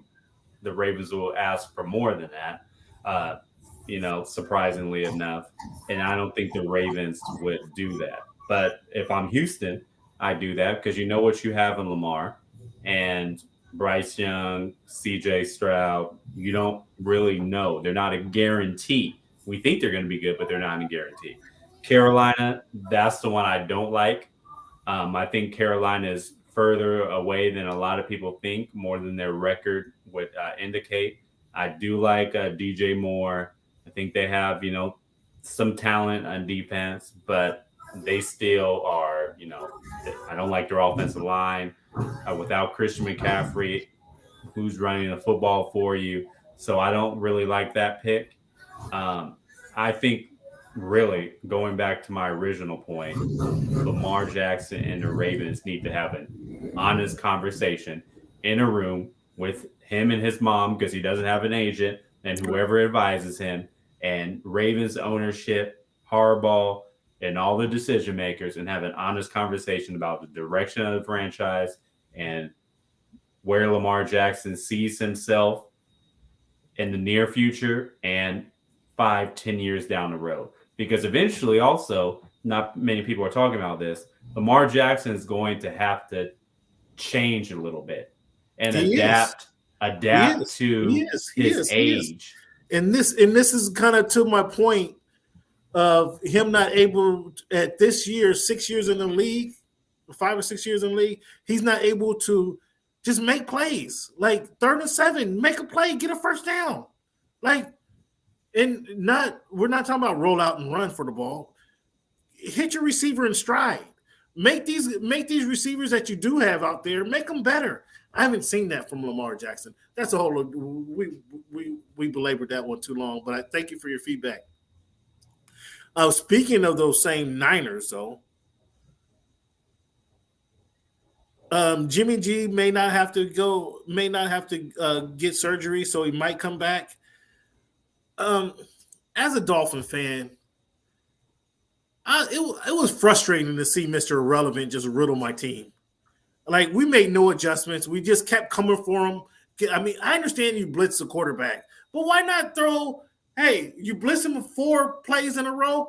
Why not just drop back this time? Why not just drop back? Just for see what happens. See how he reacts. My team wasn't able to do that. Tua, he got hit in the chops. Well, he completed the first pass. Then he gets hit in the chops, and he doesn't know. Somebody touches him. He doesn't know how to respond to that. So it took him 4 quarters to just kind of respond from somebody breathing on him. I need you to be a little bit tougher, Tua. That's again. But I was more concerned with Mr. Irrelevant just coming out there and look. He threw 37 times. He was 25 for 37 coming off the bench. I thought that was impressive, though. I thought that was impressive by Purdy to be able to do that. But I was concerned as a Dolphin. I was concerned because it showed our inability to adjust. Mm-hmm. And so that's what I was concerned. But on the flip side, I really like what I saw of Purdy. Mm-hmm. I got the Dolphins. It's not a secret. I got the Dolphins beating the Chargers. They should beat the Chargers this week. That was a bad game they had. I didn't have them beating San Francisco, but they really should beat these guys. So I'll talk more about Tua. I'm willing to give Tua a bad game. He had a bad game. We'll flush it. Okay, it's the rest of the season he's been starting. He looked good. We're going to flush the bad game if he comes out and perform on Sunday. I'm willing to flush that game. But talking about the San Francisco 49ers, how much did they lose? Everybody was down on Jimmy G anyway. I personally didn't mind Jimmy G as the starting quarterback. How much do they lose with Purdy as their quarterback going into the final stretch of the season, do you think? Well, I think it's unfair to make an accurate decision on that because Purdy is a very small sample size, and he really hasn't played in the NFL for that long. Obviously, a rookie, Mr. Irrelevant. Now, he, like you said, he did perform well against the Miami Dolphins. And the thing with the San Francisco 49ers, they aren't dependent on the quarterback position like most teams. They don't ask your quarterback to go out and throw 30, 40 times a game. But he threw 37 times a game, though, on Sunday. Yes, but they're also not asking a quarterback to throw 30 yards down the field every couple plays and get 300, 400 passing yards. Right. They run a West Coast system, quick passes, short outs, slants, screens, bubble screens, whatever. They're not asking your quarterback to do a whole lot. So if Brock Purdy could continue to do that, not turn the ball over, the 49ers would be successful. Because really, that's all they asked Jimmy G to do. Every now and then, Jimmy G threw maybe a seam route 20 yards down the field or a post. But that was few and far between. Sure. Jimmy G was not throwing no deep go routes. Never. The 49ers aren't going to ask them to do that. Now, they asked Trey Lance to do it. That's why Kyle Shanahan was so enamored with Trey Lance. Got a big arm, he can expand the offense. But with Jimmy G, kind of like Brock Purdy. Brock Purdy does not have a big arm. They kind of play similar. It's just not many people have seen Brock Purdy. But from talking to the players and hearing the players in press conferences and practices, he plays similar to Jimmy G. Can get outside the pocket a little bit. He's not a scrambling quarterback, but he has some mobility and he can make some plays. And so as long as he can do that, and not be loose with the football, fumble, interceptions, I think the 49ers would be fine because, like I said, they're not dependent on the quarterback position. He looked to me, he looked like he had some confidence. It looked like he had a little swag to him. He played better than Tua, say it. He did play better than Tua. Oh, okay. No problem. Well, why'd you say that? That was easy to say. But he looked like he had some swag, and that impressed me coming out on the game. And Shanahan just like, okay, he's in the game. We're going to play our game. We're going to play football, and I'm good with that as well. Like, you're in a game, we're just going to play football. As you said, we're not throwing. You're not going to throw the 9 route 4 times this game. So forget that out of your head. Just your guy's going to be open when I call him going to be open. So we'll see how that plays out. Last one for you. We already know Watson is going to have some rust that he has to work off. And on Sunday, we saw a lot of rust that he has to work off. Do you expect that to get better at the end of the season? Or are we looking at, is this season a wash and we won't see the true Deshaun Watson until next season? I don't think we'll see the true Deshaun Watson until next season, but I believe he'll get better as he gets more snaps and knock the rust off. He'll perform better against the Bengals. Even though the Bengals are a better team than the Houston Texans, he'll have a better football game. And he'll make more. He didn't make any plays in Houston. He'll make more plays in Cincinnati than he did last week. So I do expect him to get moderately better. However, if we're talking about top 5 quarterback, Pro Bowl quarterback, one of the elite NFL quarterbacks in this game, we have to wait till next season, because his last game was what, January 1st of 2001? 21, yeah. And it was in the 2020 season, but it was the final game of that season. So it takes a long time to, get acclimated, knock the rust off, and get comfortable with the speed of the game. Because you can tell he was not comfortable with the speed of the game, and you can't replicate it in practice. I don't care what anybody says. And these guys are coming in 3/4 of the way through the season, and you coming in, although you're fresh, you're coming in trying to pick up on speed, and that's going to be difficult. Last thing, I know I said one more question, but about Purdy. The linebacker Warner said he faces us every day in practice. The number 1 defense in the NFL every day in practice. So he has some confidence from then. Do you believe that practice against the Niners carries over into a game? It helps. So I will say it carries over, but again, it's hard to replicate game speed in practice. However, when Purdy's getting those scout team reps, sometimes they are going full speed to a thud. That means, you're popping pads, you're not tackling, of course, but you're going full speed to a point. And so that does help going up against a defense as good as the 49ers. However, you can't really replicate, what you're going to see in the games. And then you pretty much know what the defense is running in practice for the most part. And you know their tendencies. Each and every week, Brock Purdy is now going to get people and teams game planning to stop him in their offense. Brock Purdy wasn't getting that in practice running the scout team. He was a schemer. Tyler, man, thank you for joining us on such short notice. Let the people know where they can find you. Of course, you can follow me on Twitter at the Tyler Dragon, just like how it sounds. And you can also read all my work and listen to my podcast. And you can find that on usatoday.com. Podcast is anywhere you can find it. Pretty comical. Oh yeah. I'm checking you guys out, man. Thank you for it. Who do you have? Dolphins or Chargers? Did you put your picks in this week? Because I got the Dolphins. I did put my picks in this week. It'll be published tomorrow. I think I have colleagues who like the Dolphins, and I know you two are both Dolphins fans, right? No, he's a Seahawks fan. Oh, Seahawks. Well, I'm a Tua fan. I mean, which Cam is not, which is just recently come to the light. But yeah. So since you're a Tua fan, you're a Dolphins fan, I'm going to go against the grain. And if the Chargers win, you two owe me a drink.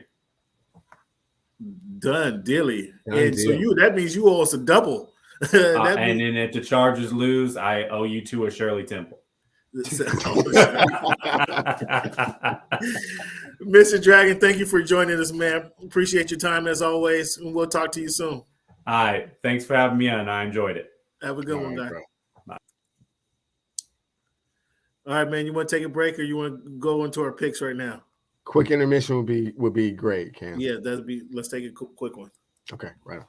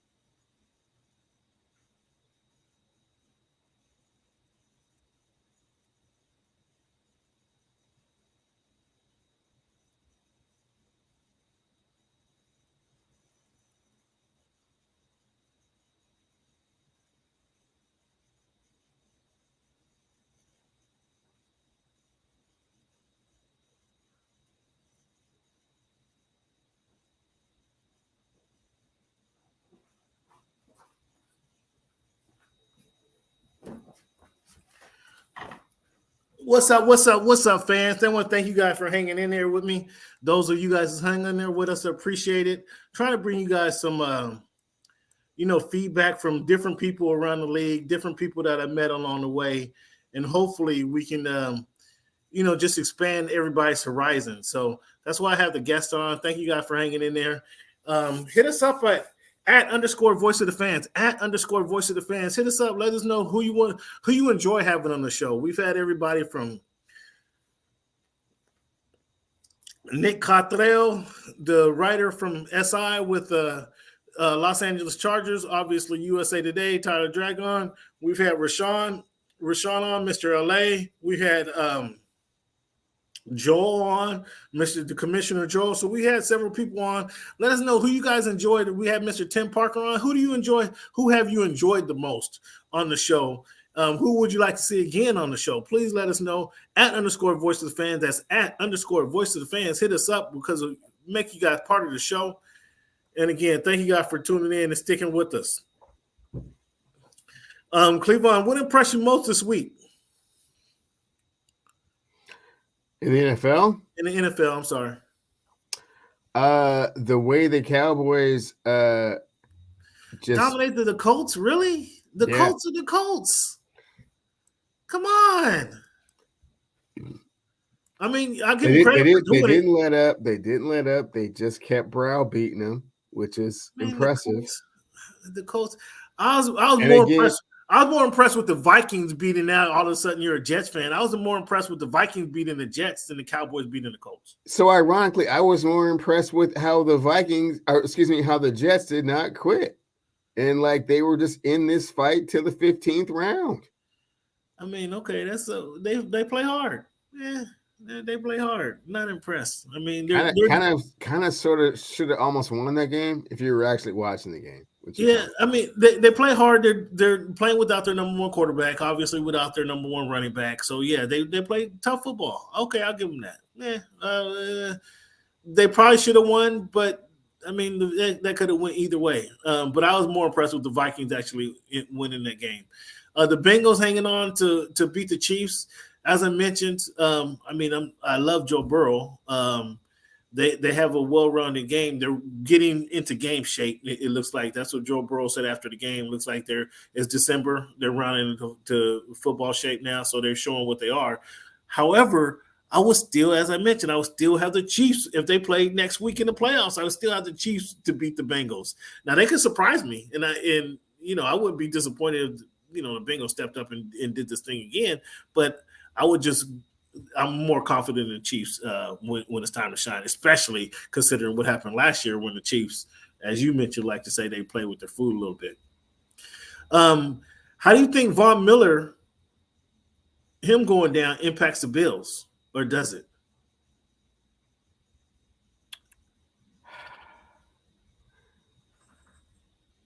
It's huge, but it's huge, but it won't be. This is ironic. I'm saying it's huge, but it won't be the reason that Bills don't get to the Super Bowl, but if they had Von Miller, they have to be your odds-on favorite to get to the Super Bowl. And now that they don't, it's a little bit more of an uphill battle, especially given the way that Josh Allen performs. I don't want to say in the clutch, but he has a tendency to make that was a great. That would have been a turnovers. great question for Tyler. Like, how do you see Josh Allen? Is he seeing the same things? I think I don't think it's as huge as you just put it there. They were a top 5 defense last year without him. So now that you having him, he makes you. He's a guy that you have to account for in that fourth quarter, late in the fourth quarter. You have to account for him, and not having him now, you don't have that fear of him, shutting things down from a defensive standpoint. So that kind of changes things a little bit. Eagles continue their run; they dominate the Titans. Let's get into our picks, Cleveland. How did you feel about the Dolphins loss to the 49ers? I mean, Mr. Tua fan? Don't think they should have. I think they should have won that game. I mean, they got waxed. It wasn't close. That's what I'm saying, Cam. I don't think that they should have lost that game, especially after Jimmy G went down very early in the game and the Dolphins started out, up 7-0. So the fact that they lost that game is a little concerning. I was, as I mentioned earlier, I was more concerned that the defense just couldn't adjust. I mean, they just kept coming after the young kid. And when the young kid, he showed he wasn't rattled. They just continued to come at him. Throw a zone in there every now and then. Just mix it up on the guy. Don't give him the same look at time after time after time. And with them, their inability to adjust is kind of fearful, kind of frightening, actually. And as I was saying, I'll give Tua this one game. I've been hard on Tua. He's had a tremendous season thus far. I'll give him one bad game. Okay, one bad game. We saw a lot of overthrows. We saw a lot of short passes, a lot of quick passes. And then you touch Tua, he can get rattled. That's I've seen that. Did you see that? You start breathing on Tua. Tua's going to get rattled. And it is rattled in the sense that, as I mentioned when I brought up the video several weeks ago, when he got hurt against the Bengals, if he'd have just got rid of the ball, that whole play didn't have to happen. But Tua, if a big play's not there, he's going to hold on to and waiting for a big play to happen. That's him. That's his nature when he gets rattled, to hold on to the ball. And now we're taking unnecessary sacks, and we're behind the sticks, and it was a mudslide that began there. So it was a bad look. Cleveland, this past week, you had the Dolphins beating San Francisco. I had the Niners. You had Atlanta over Pittsburgh. You want to talk about that? You want to explain? I mean, you were expecting them to cover. Is that what you had? I was expecting to cover and win. I certainly thought that Pittsburgh, having beaten the Colts, by 3, was not, super extravagant. And I thought that going on the road for a second time was, not going to happen. I had Green Bay. The Bears, we didn't know who was starting for the Bears at quarterback. I had Green Bay, and they just edged it out. You had Minnesota beating the Jets. You picked Minnesota. Now you talking about how the Jets caught your eye all of a sudden, huh? Yeah, because they should have won that game. I watched that whole game. They should have won that game. I had the Jets winning that game. They lost. You had Minnesota, and Washington. You had Washington over the Giants. Oh, I gave you a point for that. I need to take that point off the board. Because that ended up being a tie. That ended up being a tie there. It looked like it was a competitive game. Washington got a little conservative, I thought, in overtime. but that ended up being a tie there. So um, let me see. You want to see this, Cleveland? Let me show you this just so you can see what I'm seeing. I don't want you. Cleveland already thinks some funny stuff be going on. Well, I know some funny stuff be going on, Cam, but sometimes I can see it, sometimes I can't. No, oh, listen to you. No, I want you to see it so you know ain't no funny stuff going on. I don't know why. I know some funny stuff going on. Here you go, right there. Can you see that now? Um, here we are again. Washington. I just changed that, so that's 0-0. Um, Philly, Tennessee, KC. We lost that one. I had the Chargers over the Raiders. You had the Raiders over the Chargers. What gave you confidence that the Raiders, going to win that game? I saw the way Josh Jacobs finished the game against the Seahawks, and I was made to be a believer. Now, shoot, Tyler just dropped the bomb. Said Josh Jacobs is essentially going to be on the blocks next year. Are you with Tyler on that one? Yeah, I think it was a little too late. I mean, he has not proven to be someone that you can rely on.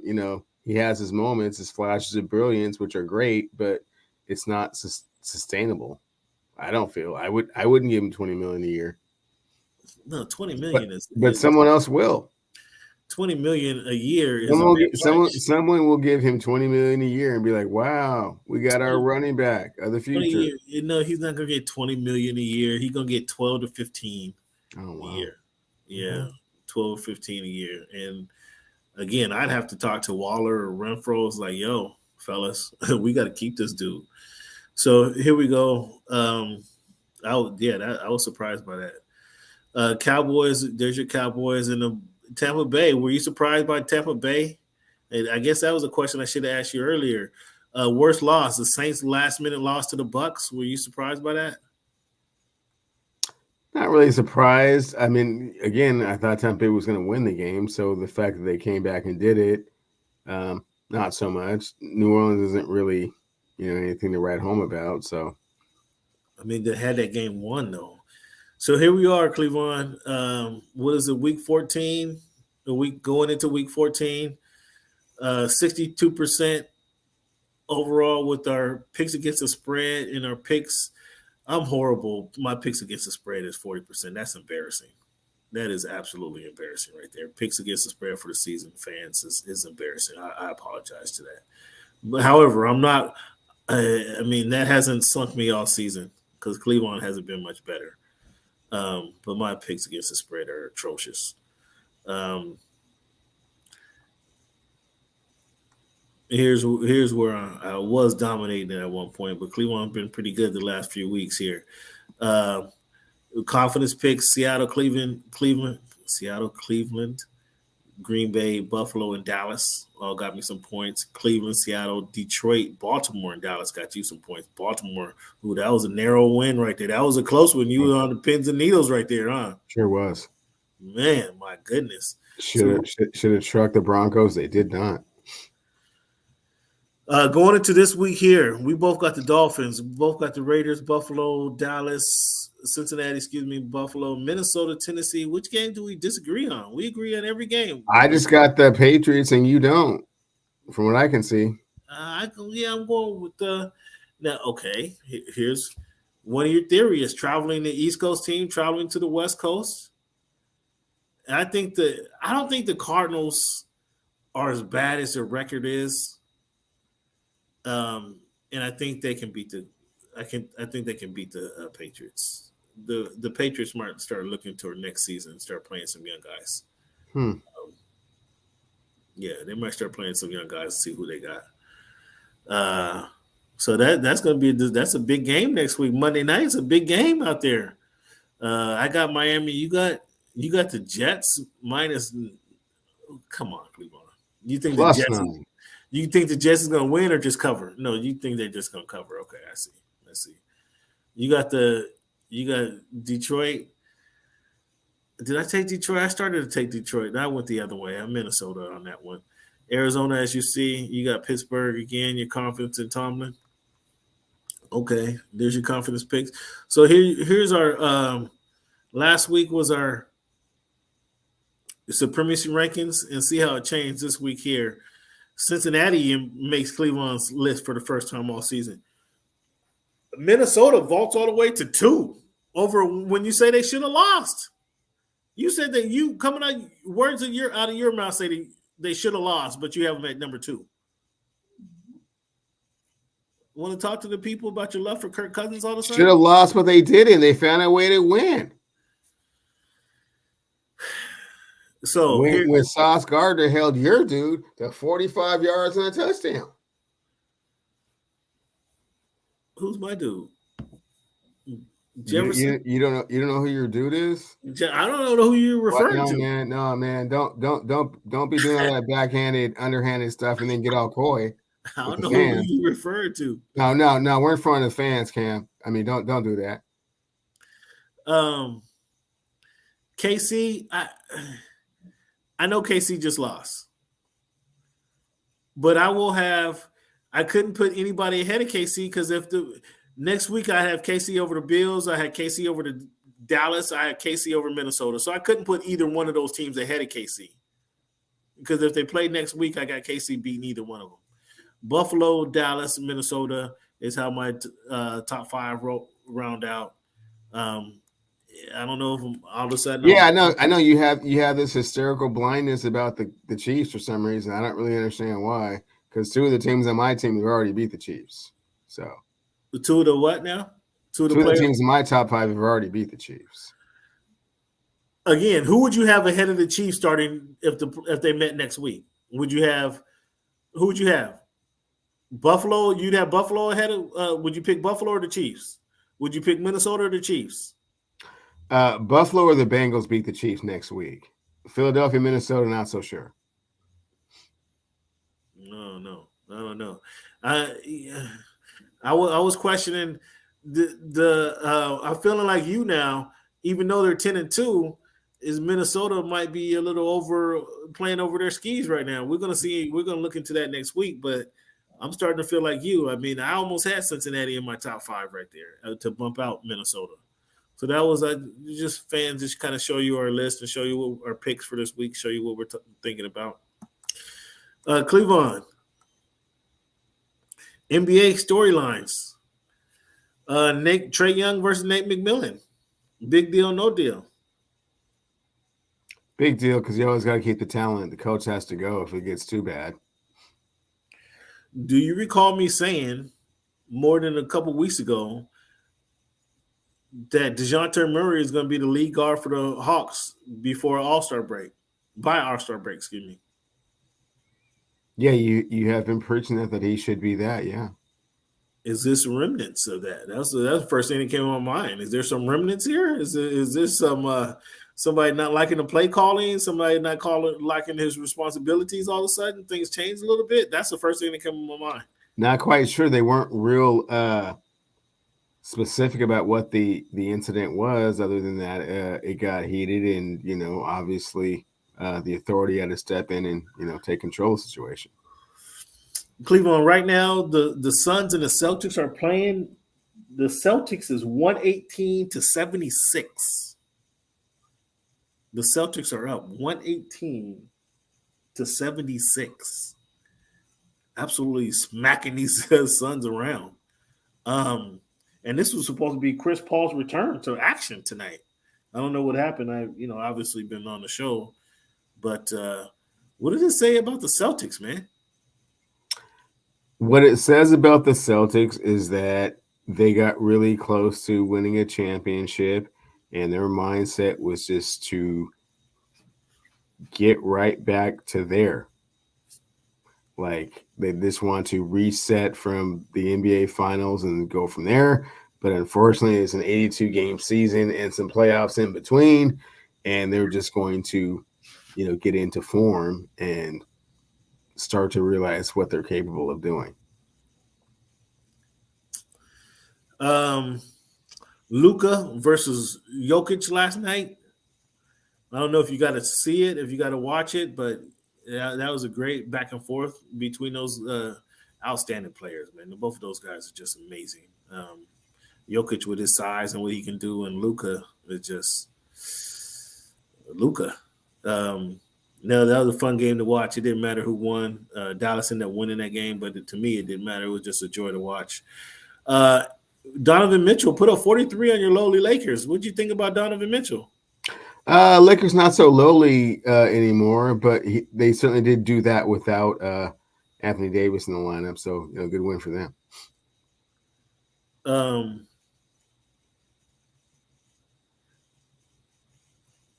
The Lakers not so lowly. The Lakers are still like in 13th place. So what are you talking about?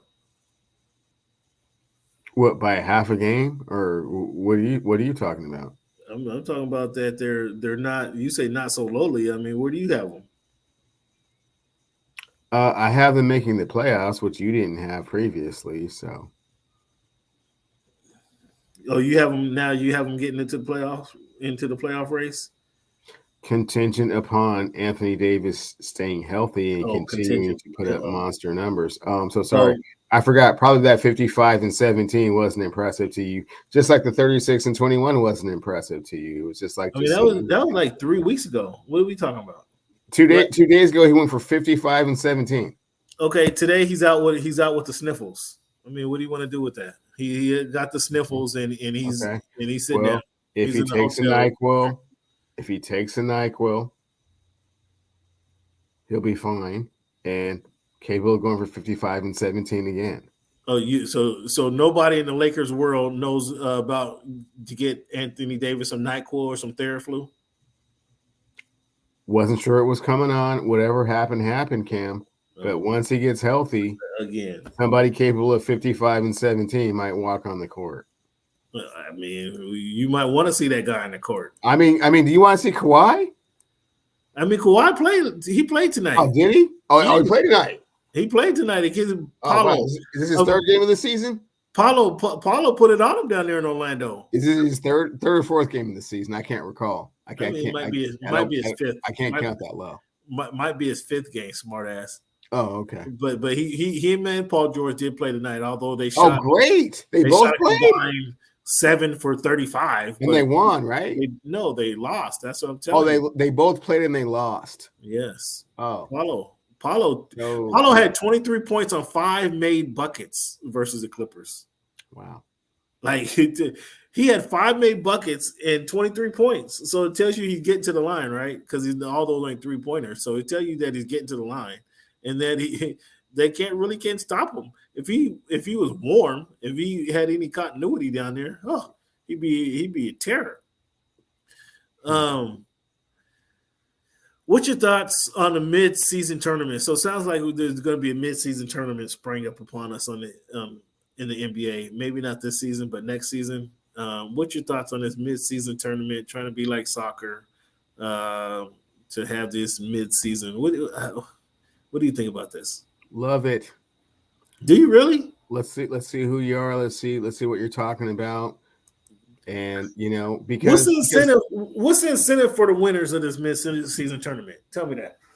To establish their presence of authority. I don't know if there's any additional point. I don't exactly know how the scoring works with regards to the actual true benefit of it. But I mean, just from a mental mindset standpoint, yeah, you feel better about yourself if you win the mid-season tournament. Know where you're at. What? It's a mid-season. This is a midterm report. Did you study for your midterm? Yeah, because it was important. It's you only get 2. You get the midterm and the final. So I don't know, man. I think this is Adam Silver setting us up for this little mid-season tournament. They're changing these. They have a new NBA most season regular season wins award. Like, what is this all about? And now they're talking about having a potentially Michael Jordan having or the players winning a Michael Jordan award when they win the mid-season tournament. I just don't think it's BS. It's either a cash grab. What is your incentive? So you're going to take the top 4 teams from each division. So you have an 18 tournament. Yeah, you have an 18 team tournament. And what does the rest of the team do? The teams do. So while you have this 18 tournament playing for this mid-season championship, what are the other teams doing? Are they just chilling out?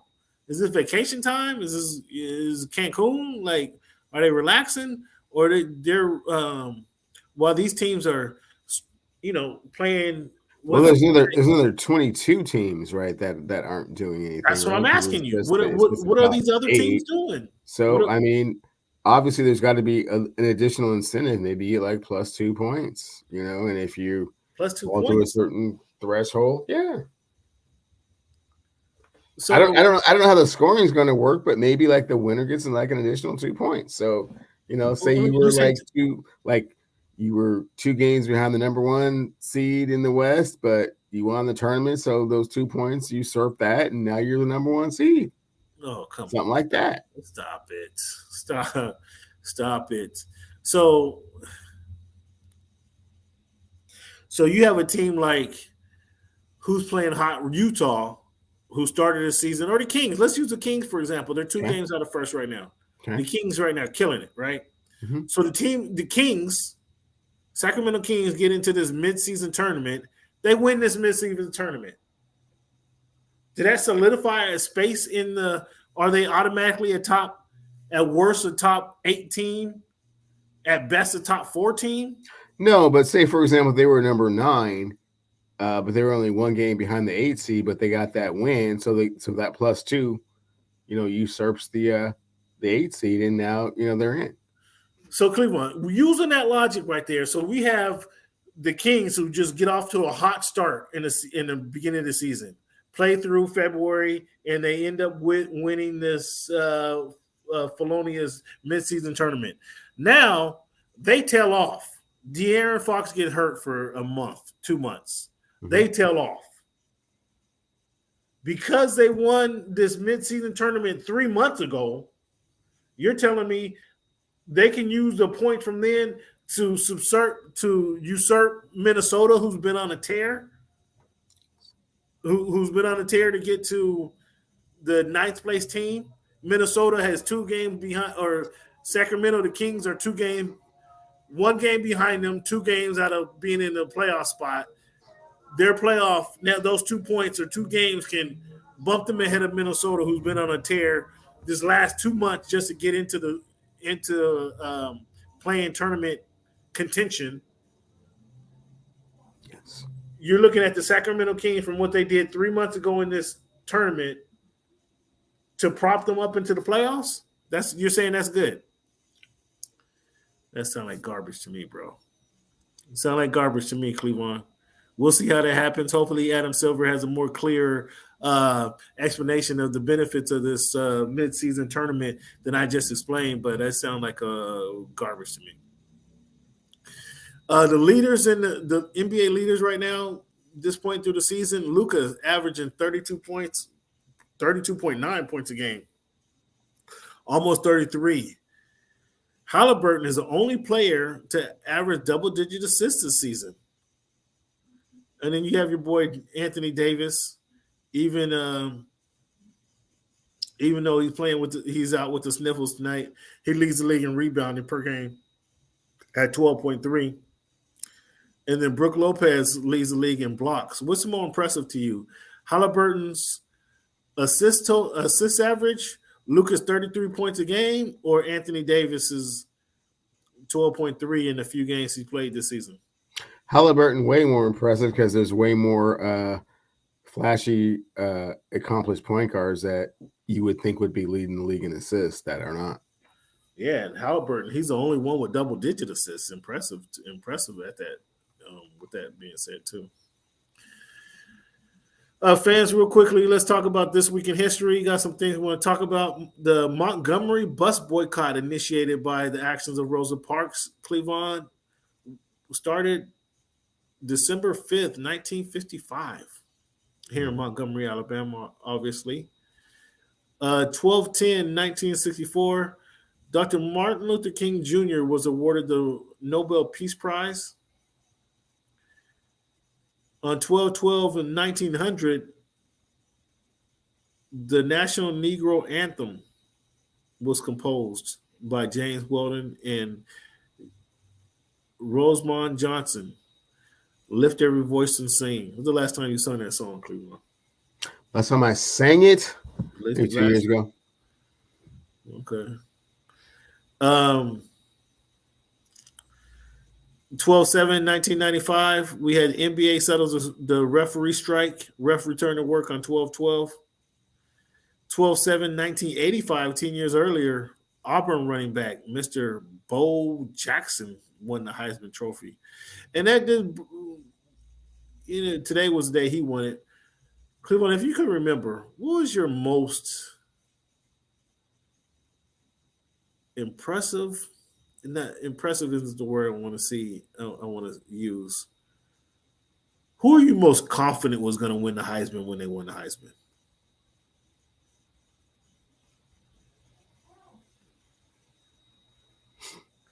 Barry Sanders, when he got his chance, it's crazy he was playing behind Thurman Thomas.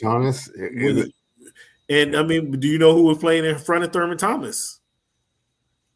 Randy Harmon was played in front of Thomas, who actually went to the Bills as well. If you remember, he missed a pass in the championship game that would have put him in the Super Bowl. But yeah, that Thurman. I mean, Barry Sanders when he got the chance, he opened the season I think with a kick return, and then had 250 yards on the ground. And they said, "Okay, that's the end of your punt returning duties. you're the man now." But I was for sure he was going to win the Heisman like in September. And so I was just asking, like, who were you most confident was going to win the Heisman? You could have said Reggie Bush anytime, any of those years. That name kind of came to mind. I just really thought that after Rocket couldn't really be stopped at all three positions, that it was kind of like, I kind of thought it was going to be Raheem Ishmael holding it. He won it, didn't he? He won it that year. He won it for Notre Dame. He won it, and that was impressive. I'm not a Notre Dame fan whatsoever, but he ran it back against, I want to say the Canes?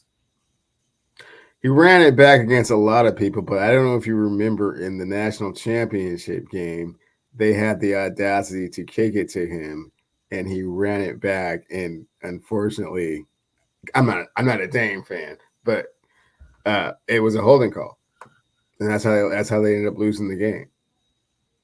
Like he was like the first person that I realized that, like, you don't kick it to that. You don't kick it to him. Like that year, Bo Schembechler and Michigan were like, "Oh, we'll kick it to anybody. We got our coverage." And it was one. I forget exactly who it was, but I was like, that was the only way they were going to win is if he returned the kick, and they kicked it to him. He returned the kick, and I was like, damn, like he's going to win this. He's going to win the Heisman because of that game right there.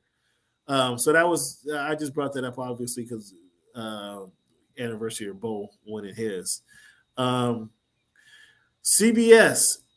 A few years before you and I were here, but CBS introduced the first ever instant replay in the Army Navy game back in 1963.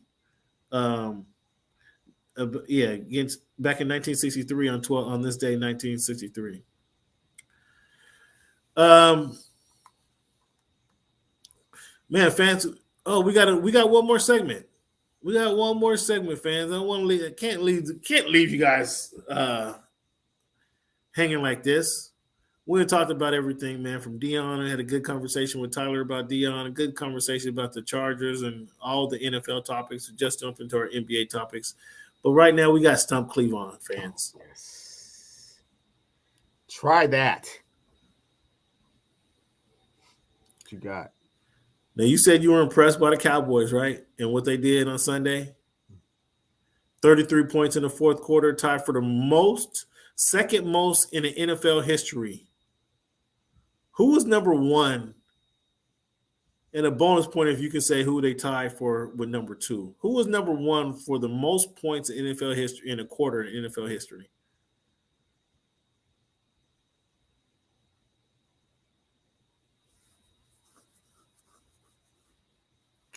Houston Oilers. Yeah, good guess. Warren Moon or Bum Phillips? Which one were you thinking? I was thinking the Pardee years with Warren. Okay, and who do you have a guess at who they were tied with for the number two? You won't get this one, so I'll go ahead and tell this one. So who they tied with for the most points in a quarter was the 1935 Chicago Cardinals. Yeah, I wasn't getting that one. Yeah, they also scored 33 points. The team scored 34 points was the 2007 Detroit Lions. 2007. 2007 Detroit Lions. It's a Megatron year, right?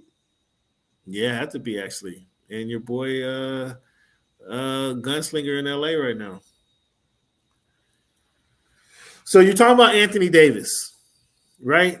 Anthony Davis made 40 field goals in the last two games. This is up until today where he decided to sit out for the sniffles. Tied who for field goals by Anthony Davis made 40 field goals in the last two games.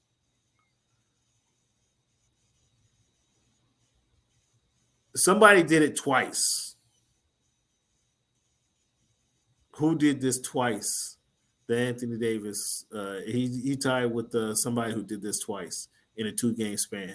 Oh, yeah. That would be Will Chamberlain. That would be a good guess. But no, you'd be wrong with that one. Fans, I'm going to start passing out awards to fans if you guys can help me stump Cleveland. And what I want you to do with fans. It wasn't Will Chamberlain? And I want fans to come out here and ask. It wasn't Will Chamberlain. It was not Will Chamberlain. It was another former late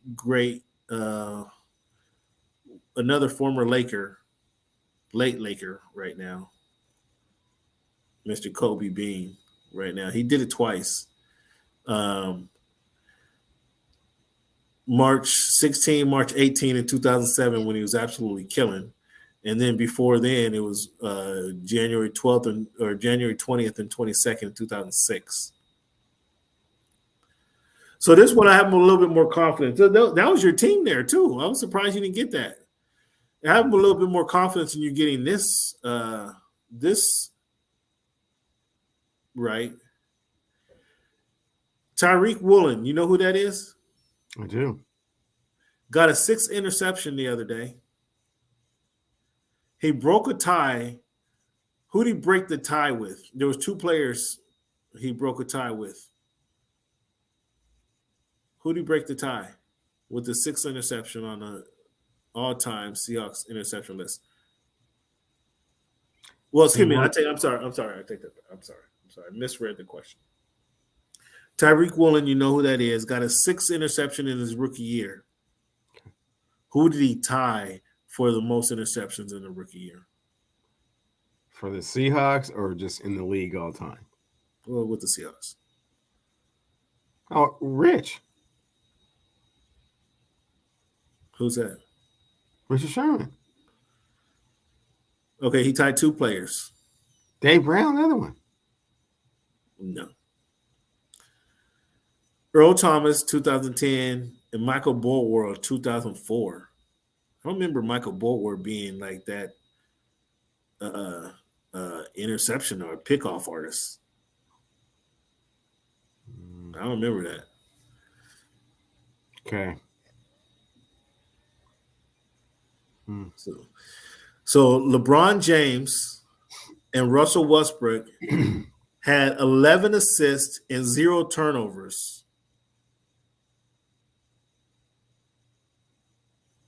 in a game recently.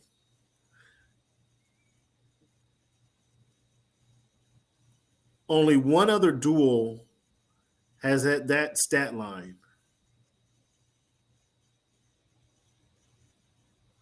Only one other duel has had that exact stat line where they both had 11 assists and 0 turnovers.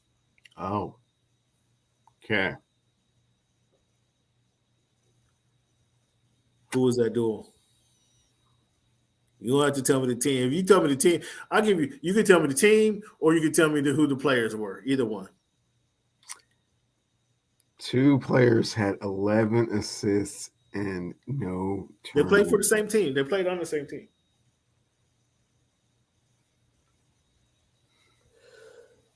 But that was pretty impressive. Excuse me.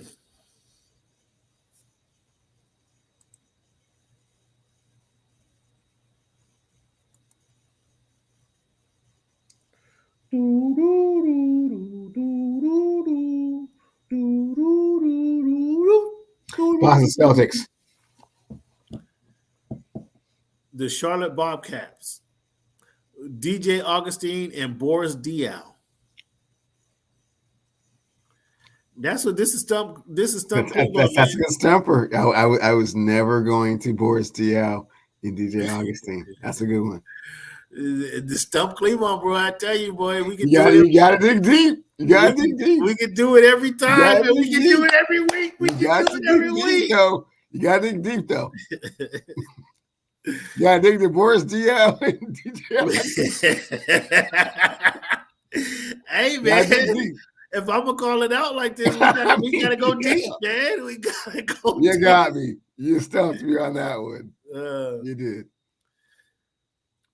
All right, man. Fans, thank you guys for tuning in. Cleveland, thank you for being a part of the show. Before we go, we're gonna end you with this quote. It's not the size of the man, but the size of the heart that matters. Who said that, Cleveland? That sounds like some Joe Paterno type stuff. It's not the size of the man, but the size of the heart that matters. That was from Mr. Evander Holyfield. Oh. When he's preparing for his his big mega fight. Fans, want to thank you for participating in the show, fans. If you find it in your heart to donate to the show during this holiday season, please $ at Voice of the Fans on the Cash App. $ at Voice of the Fans on the Cash App. Reach into your pockets, reach into your sofa, pull out some change, send it to us, man. We need new mics. It's 45 cents. If it's 45 cents, cash. Yeah, we need some new mics. Need some editing software. Fans, help us out during this holiday season. And we wish all you the very best. And thank you guys for sticking to us with the show. Cleveland, have a great week, man. We'll do this again next week. Right on, bro. Looking forward to it. Thank you, Chief.